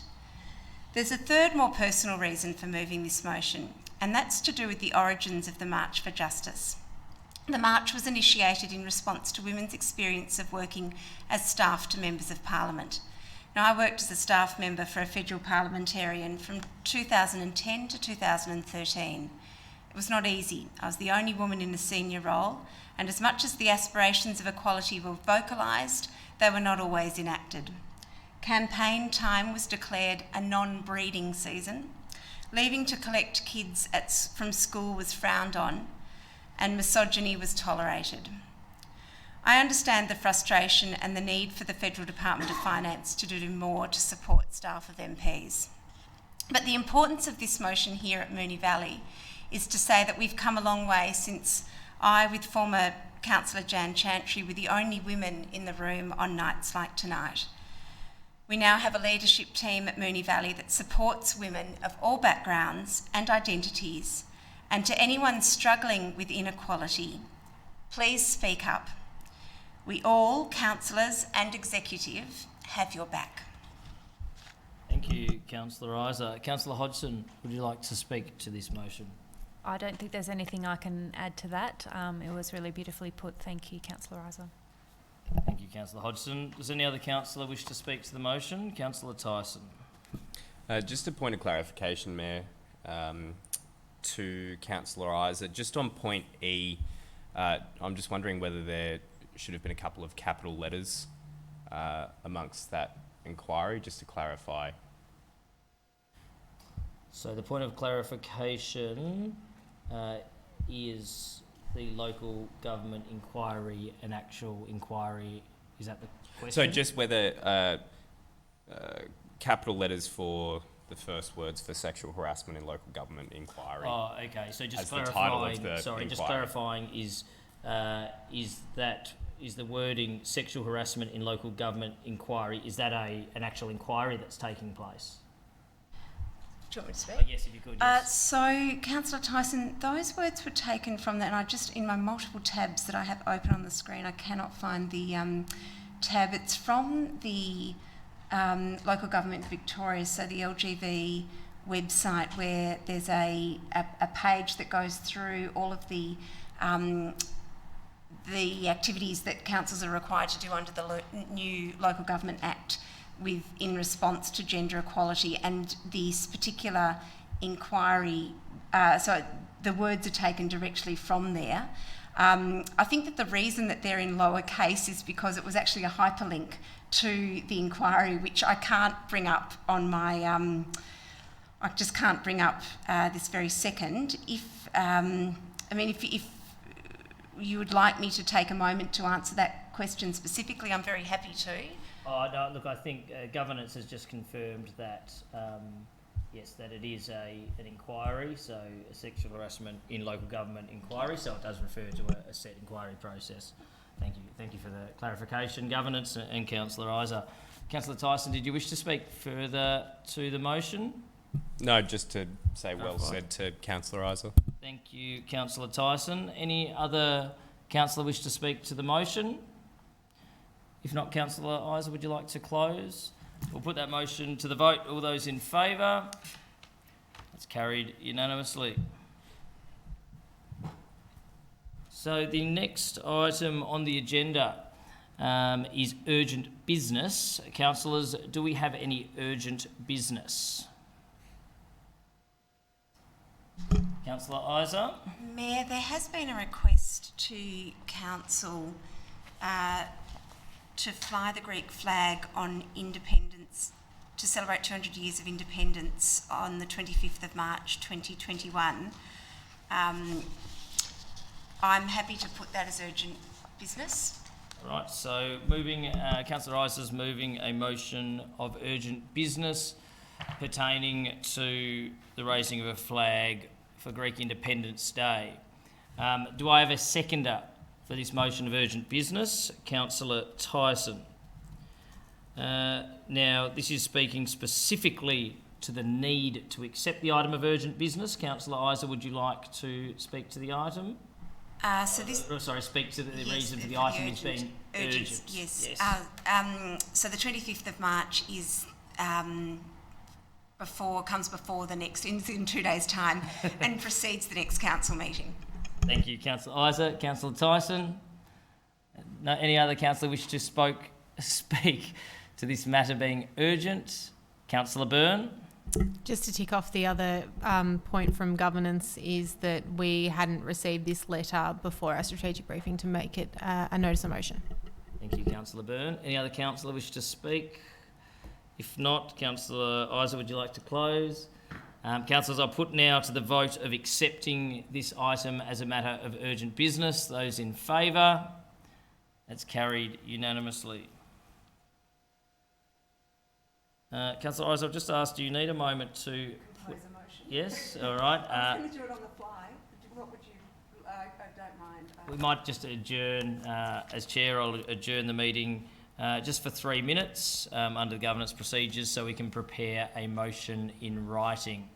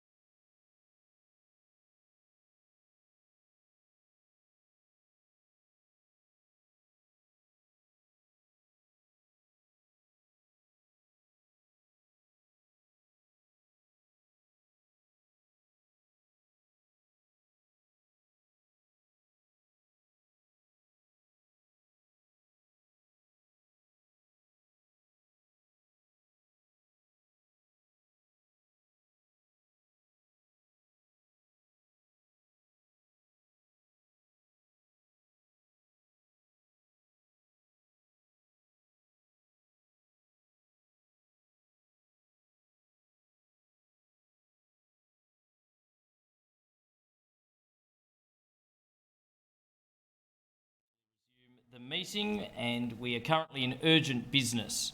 We've accepted an item of urgent business pertaining to the raising of a Greek flag on Greek Independence Day. I will now ask councillors for a motion. Councillor Isa.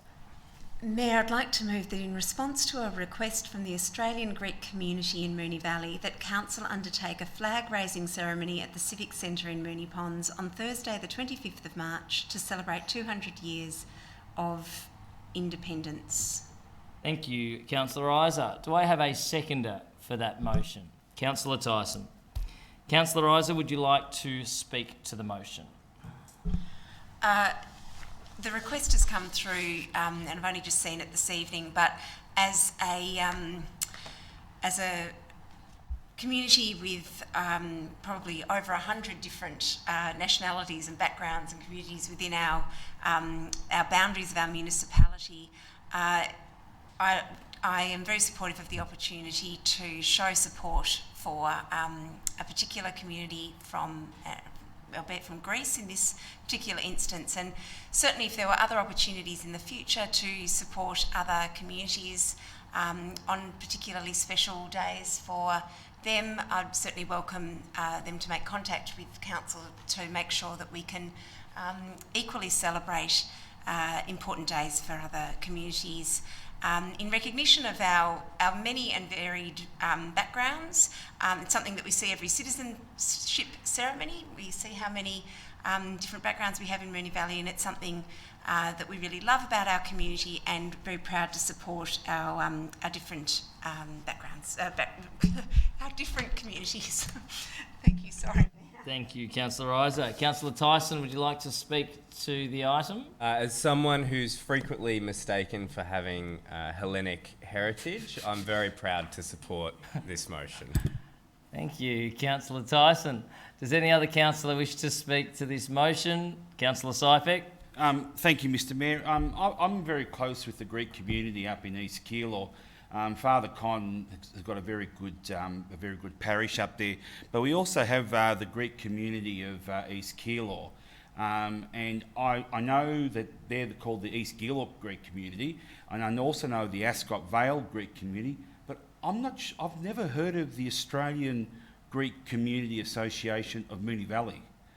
I've been around 15 years. It's the first time I've actually heard that. Happy to meet with them, love to have a chat with them, but I just don't know who they are. And I mean, if this request came from one of the groups that I knew, no problems. I have no problems with this, but I just don't know who this group is. Thank you, Councillor Sypek. Does any other councillor wish to speak to the motion? If not, Councillor Isa, would you like to close? Well, look, just to clarify, so in the motion, the Australian Greek community, as in the Greek community in Australia, in Moonee Valley. So not an entity in itself. So a request from members of, maybe it should say members of the Australian Greek community who live in Moonee Valley.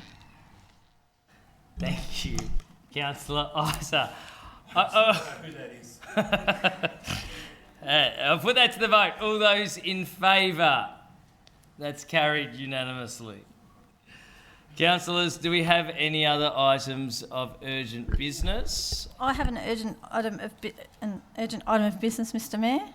Councillor Sharp, if you could if you could move your item of urgent business, I'll just say it generally. Yeah, what it relates to. It's relating to the sports ground use at Ormond Park. It is urgent because the winter season begins. I know that's the motion, and then we'll get you to speak to it. Yep. So Councillor Isa is, Councillor Sharp is moving an item of urgent business pertaining to sports ground usage at Ormond Park. Do I have a seconder for that motion? Councillor Sypek. Now, Councillor Sharp, if you could please speak to the item's urgency. It is urgent, Mr Mayor, because the winter season begins on the 1st of April and our next council meeting is the 13th of April, and I think it is a very pressing matter that needs to be discussed. Thank you. Councillor Sharp. Councillor Sypek, would you like to speak to... No? Does any other councillor wish to speak to this motion of accepting the matter as an urgent matter? Councillor Isa. I understand that officers are already looking into this, and that there's no need for us to take any action tonight to ask officers to do any work on this. It's not something that has only arisen since the last meeting. It's been an issue for quite some weeks. So a notice of motion should have been flagged if there was a concern. And there is no need for a resolution to be reached before our next meeting. Thank you, Councillor Isa. Does any other councillor wish to speak to this motion of the matter being urgent? Councillor Byrne? As we're debating on whether or not it is urgent, can I ask as a point of clarification when this matter was raised, as I obviously haven't necessarily been... So, who are you asking that? I'm asking it through you. Through me? And you can direct it to whoever you like. So the specific matter in discussion, when that was raised with officers? Well, for it to be considered as urgent, it has to have been recent or potentially through... And that's what we're deciding as councillors if it's urgent, but I'll get the mover of the motion, Councillor Sharp, to clarify that. Allocations to winter tenants went out, I think, last week. There's been discussion since last week. There was a discussion this morning. There's no resolution this morning, and it's becoming a really serious matter that, like I said, needs to be discussed and can't wait, unfortunately. Thank you, Councillor Sharp. Councillor Byrne, do you want to speak further to accepting? No, that answered my question. Thank you. Thank you. Does any other councillor wish to speak to the matter of accepting this item as urgent business? If not, Councillor Sharp, would you like to close? Just to say that, obviously I don't, I have a different view from Councillor Isa. The matter has only come to light more recently. There have been discussions. There's been no resolution, and I'm very concerned about the crux of the winter season starting in 2 weeks' time and us not having a council meeting before then. And there was certainly no time for me to do a notice of motion because this has all literally happened today. Thank you, Councillor Sharp. So I'll put to the vote the accepting of this as a matter of urgent business. Those in favour? Councillor Adams, Councillor Bedio, Councillor Byrne, Councillor Hodgson, Councillor Nation, Councillor Sharp, Councillor Sypek, Councillor Tyson. Those against? Councillor Isa. That is carried. We'll now move to the item of urgent business. Do you have wording prepared, Councillor Sharp? Yes, Mayor. Move your motion, please. Yes, thank you. The council review the realignment of the playing surfaces at Ormond Park to ensure existing tenants and sporting codes can share the ground fairly and equitably, whilst catering for both seniors and juniors of both clubs. Thank you, Councillor Sharp. If you can just pop over to governance and just get that typed up on the screen. I won't adjourn the meeting, so you can leave your chair if you'd like, Councillor Sharp, just to make it easier. If you want to head over just with Daria and Lee to get that on the screen. Okay, yep. I won't adjourn the meeting. We'll just take 60 seconds just to get that exact wording on the screen. Meeting is still in session, so please don't talk amongst yourselves.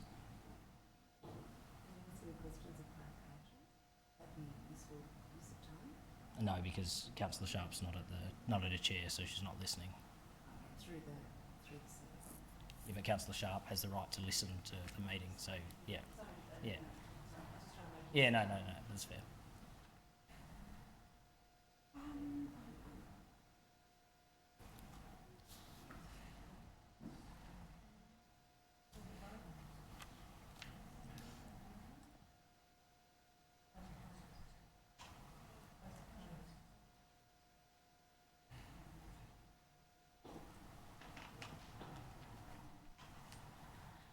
Sorry, I think that's done.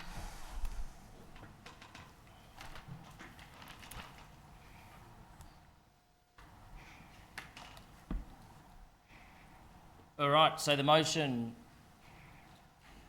on the floor is an item of urgent business that Council review the realignment of the playing surfaces at Ormond Park to ensure existing tenants and sporting codes can share the ground fairly and equitably whilst catering for both seniors and juniors of both codes.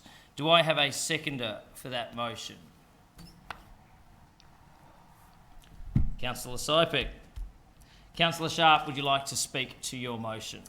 Thank you, Mayor. Look, this issue has arisen, and unfortunately I think we need to address it. So at Ormond Park we've got a soccer club that has existed there for 60 years and a football club that's maybe been there around 40 years, I think, don't quote me on that. Both teams have coexisted at Ormond Park for as long as I can remember. Unfortunately, and I won't go into all the grimy detail, but changes that have been made at the grounds which effectively shuts down the operation of soccer at Ormond Park, and I believe goes against our values as a council to ensure that our limited ground space is shared between codes and clubs. Only 2 weeks ago in this chamber I stated that I believe that this council has an unconscious bias against soccer. I can honestly, safely say that if council removed a ground from one of our footy clubs, our entire gallery would be full of their members, and every single one of the councillors sitting around this table would be terrified. I've been in that position before quite a while ago, and it's not a great feeling, but if we did what is happening to the soccer club, to one of our footy club, the gallery would be completely full. But we wouldn't do it. We wouldn't even do it. The fact is, we wouldn't even go there. Unfortunately, I can't for myself understand or even believe, I suppose, that we've put ourselves into this position.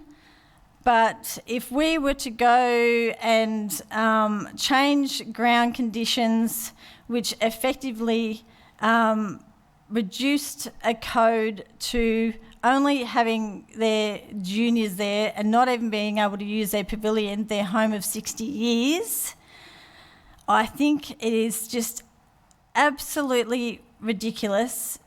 And the fact that we all know that we have limited ground space, limited soccer grounds in particular, and now we've effectively taken one away from a club that's had its home there for 60 years. So if we don't sort this out now, it is going to blow out of absolute proportion, and I'd really prefer not to have it get that far. But yeah, we talk about fairness and we talk about equity nearly every second week here at council, and then we have this issue that has arisen in front of us that I honestly cannot fathom. Thank you. Thank you, Councillor Sharp. Councillor Sypek, do you wish to speak to the motion? Yes, thank you, Mr. Mayor. I just want to point out that soccer, as more is commonly known, is the world game. And I believe that the female world game is coming to Australia. And we are taking away soccer pitches. Not a good look, guys. Not a good look. That's about it. We've got the world female game coming here and we're reducing soccer pitches. Thank you, Councillor Sypek. Does any other councillor wish to speak to this motion? Councillor Isa. So I'm just trying to trawl through my emails here on the hop because this has just come out obviously just now as urgent business. But there, I'm looking at conversations from February 2020 with conversations between council officers and the footy club, and then conversations back further between council officers, the footy club and the soccer club about the realignment of the grounds, the realignment of the goalposts and where they are to go, the cost that council is or the cost of that. This is, obviously I wasn't on council in February 2020, but there were clearly some decisions made more than 12 months ago, and there was a decision, now what has turned into a contentious agreement, but agreement was made between the footy club and the soccer club and council about the alignment of the grounds the grounds were then, considerable expense was put into then aligning those grounds. Goalposts were moved. Fencing there's been extra funding put into deal with some fencing, because then the perimeter fence along Maribyrnong Road, Ormond Road, wasn't long enough.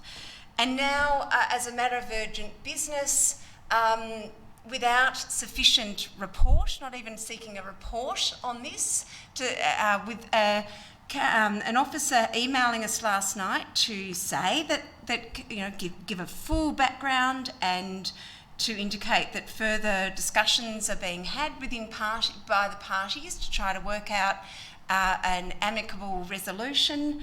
There's obviously some different versions of what has happened in the past, but it's absolutely factual that a realignment occurred and everyone was aware of that, and at some cost. So we need to deal with any ensuing issues in a methodical way that looks at what that would mean for all parties, what options there are, and how it can be resolved in a way that doesn't incur further costs and produce unequitable results for some parties. The particular soccer club obviously has 3 pitches already at Cross Keys and a pavilion at Cross Keys. The footy and cricket club have 2 grounds at Ormond Park. We've got things coming online in terms of Debney's Park. Fairbairns doesn't have any lights. There are multiple ways that this can be resolved in the future, rather than a very rushed approach that seems to be undertaken right now. Thank you, Councillor Isa. Does any other councillor wish to speak to this motion? Councillor Tyson? I'd agree with Councillor Isa, not in respect of the issues that are going on at Ormond Park, just that I suppose we haven't had the proper briefings or discussions apart from one recent email, so I'm not ruling anything out from my perspective, just that I don't think it's the appropriate forum for it. Thank you, Councillor Tyson. Councillor Adams. Thanks, Mayor. I'd also like to note my confusion here as well, because my understanding was that council officers have had conversations with both clubs and that this has been mediated, I guess. So I feel a bit confused about this, and I would like to have more time to, I don't know, get more information about the history here, and also, I know it's a complicated history, but yeah, it's just too last minute for me, sorry. Thank you, Councillor Adams. Councillor Bedio. Look, while I don't believe that it's probably in the right forum to have this discussion, I still think what Councillor Sharp has proposed in this is unreasonable and perhaps is already what officers are working on in any case. We're not seeking necessarily a realignment, but a review of the alignment, and I'm assuming that would be a report back to council. So there isn't anything that we're actually changing, and in fact it may already be the work that officers are doing, and I guess for that reason I don't really have any reason to think this is overly unreasonable. Yeah. Thank you, Councillor Bedio. Does any other councillor wish to speak to the motion? Councillor Hodgson? Thanks, Mayor. Look, I personally don't feel like I've got enough information to understand what's being asked in this motion. One point of clarification I'd like to ask through the mover is you mentioned that you won't go into the matter, but that this matter shuts down soccer at Ormond Park. Can I just seek a bit more information about how that... Yeah, I can go into the... Sorry, I'll just, yes, through the chair. So just, Councillor Sharp, a point of clarification as to your statement that the current situation shuts down soccer at Ormond Park. Yes, no problems. I did not want to go into the grimy details, but Councillor Isa sort of has alluded to it, noting though that Councillor Isa wasn't on council when this occurred. If we can just, because it's a point of clarification, I guess you can just sort of state the facts as to why at present soccer is not playable on Ormond Park, I guess. The size of the pitch has been reduced to even smaller than a junior field, so no senior teams can be played there. So it has effectively shut down soccer, and they've got their pavilion there, which they've had there for 60 years, and they've played soccer there for 60 years, and we've taken the senior ground off them with no real consultation with the club. So we want to talk about fairness and equity. No, I take that. Has that answered your point of clarification, Councillor Hodgson? That has, thank you, Mayor.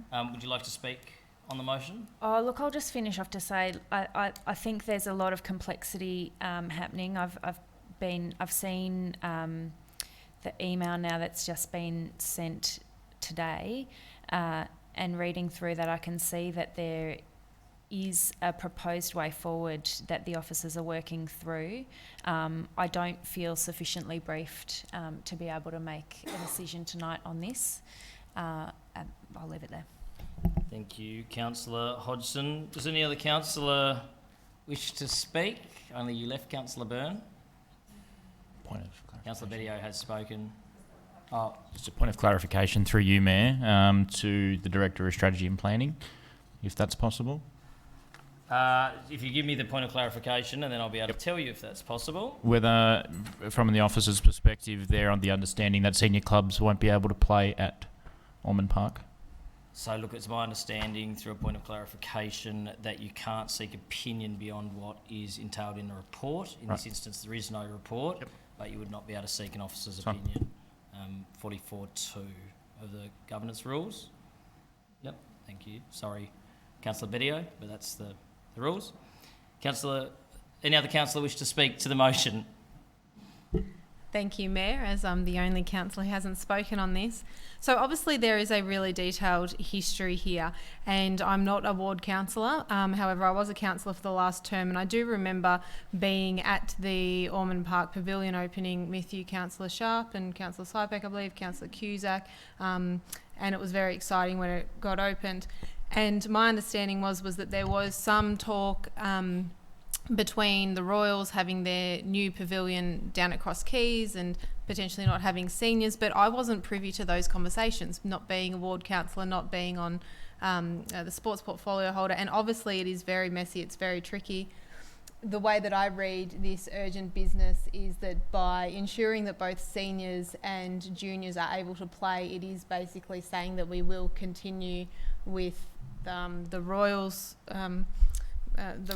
point of view, I suppose, in terms of what works. But by doing that, I have no idea in terms of what Moonee Valley Football Club think of that and how that affects their ground alignments. Going into ground alignments isn't something that I particularly do, and I just don't know both sides of the story. So whilst I actually really agree with what Councillor Sypek said in terms of we don't want to be losing soccer pitches. I actually really agree with that. If anything, we should be making more. So I'm not really sure exactly on the negotiations around that. As I said, I wasn't privy to the depths of those conversations, and it is something that, in principle, I think I'd like to see. But without knowing all of the facts, I feel like making this decision isn't something that sits comfortably with me at this stage. Thank you. Just a point of clarification. Councillor Byrne, yes, Councillor Sypek. I'd just like to ask a question. Can an adult or a senior pitch, the measurements, fit on the current alignment right now? So look, there'll be a question through the officers. You're asking for facts, so I can ask the CEO through the officers. So again, Councillor Sypek, just again, your... Can a pitch with its measurements to cater for adult, which means technically anybody from under 14s upwards, they need to have a full-size pitch. Can a full-size pitch fit on the current allocation as it stands now? So, CEO, does a full-size soccer pitch fit into current ground realignment? I would think no, but I'm happy to give a minute to get clarification through a director? I'll refer this to the Director of Strategy and Planning to respond.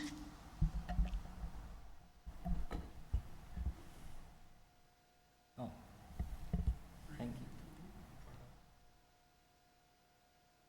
Through you, Mayor. The current alignments that are proposed, currently there, involve one senior Australian rules football pitch, one junior Australian rules football pitch, and one junior soccer pitch. While the entire grass surface could accommodate a senior soccer football pitch, it could not result in both codes being able to play or occupy the space at the same time. So the total grassed area can accommodate it, but not at the same time. Thank you. Mr Walters, Councillor Sypek. So that means... Further point of clarification? Yep. Yeah, so that means that the Royals will now only have one full-size pitch for our most senior NPL team in Moonee Valley. One. So, look, that probably relates to further ground allocations. I don't know if the Director can answer that question because we're talking specifically to Ormond Park, so I don't think that can be the answer. No, my clarification's answered. Thank you. Thank you, Councillor Sypek. At this stage, point of clarification, Councillor Adams.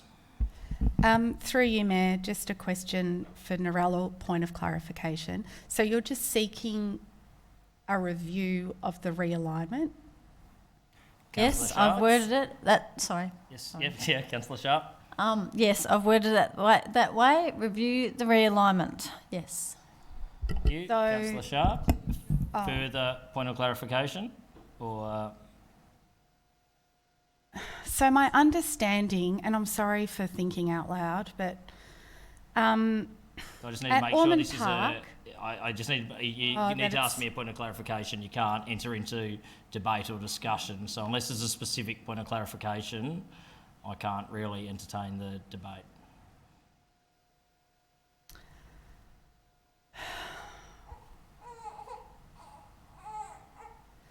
Okay, it's fine. Thank you. Sorry, Councillor Adams. I just need specific points of clarification. Councillor Isa. So can I ask a point of clarification, Mayor? What is the outcome that is anticipated by this if it was resolved in the affirmative? Oh, well. Yeah, I'm asking what happens. So if this vote is carried, what is the anticipated action and end result? Look, I would clarify that as purely being as the motion is read, that there'll be a review of the realignment of the playing surfaces at Ormond Park to ensure existing tenants and sporting codes can share the ground fairly and equitably whilst catering for both seniors and juniors of both codes. It's urgent business, it's not an officer's recommendation, so I don't think the officers can actually fairly outline the procedures from here, other than the matter of urgent business contains the matter that we are moving. Can I ask point of clarification? Yeah. So would it be your understanding, Mayor, that that the wording of the motion seeks to realign the grounds to allow a senior soccer pitch, and that if this motion is carried, the direction to officers is to realign Ormond Park to have a senior soccer pitch? I don't know if I can answer that as chair, other than it states to review the realignment. So I would believe that the direction would be to review the realignment based on the conditions within the motion.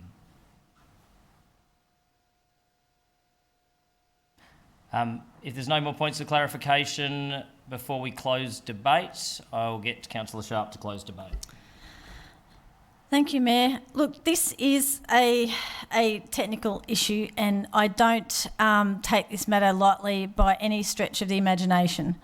I was involved in one of the meetings last year, so I am aware of what happened, but to be frank with you, like I said, I didn't want to go into all the details, but unfortunately, the person that was representing the Royals wasn't representing the soccer club, wasn't actually representing the soccer club at these meetings. An agreement was reached between himself and the football club. Officers have taken that on board. Unfortunately, council needs to take some blame in this because we haven't communicated what the plans were or what was going on with the clubs themselves, with the club themselves. So they were none the wiser that this was actually happening. So, like I said, I didn't want to have to spell that out in public, but that is what has happened to date. So now we have a situation before us where officers have believed that there was an agreement when there wasn't, although every other agreement that I've seen between clubs is generally a signed agreement. There's no such signed agreement. The committee of the soccer club was none the wiser of this actually happening until they saw some lines on the ground and the goals being moved. So like I said, that is very technical and there are a lot of different aspects to it. There's no doubt about that. But the fact is, if we turned around and said, oh no, we're going to make Ormond Park completely soccer because it's been agreed to, and we go ahead and do it without any consultation with the actual clubs, the entire footy team will be in here and outside. But the other way, soccer has to suck it up. Well, like I said a couple of weeks ago. Councillor Sharp, I think your time has expired, sorry. Thank you. Okay, If thanks. we could put that motion to the vote. All those in favour? Councillor Adams, Councillor Bedio, Councillor Nation, Councillor Sharp, Councillor Sypek. Those against? Councillor Byrne, Councillor Hodgson, Councillor Isa, Councillor Tyson. That matter of urgent business is carried. The next item on the agenda is item 13, confidential reports, and there are none this evening. So that concludes the business on tonight's agenda. Thank you very much to those watching online, and I now declare this meeting closed. Good night.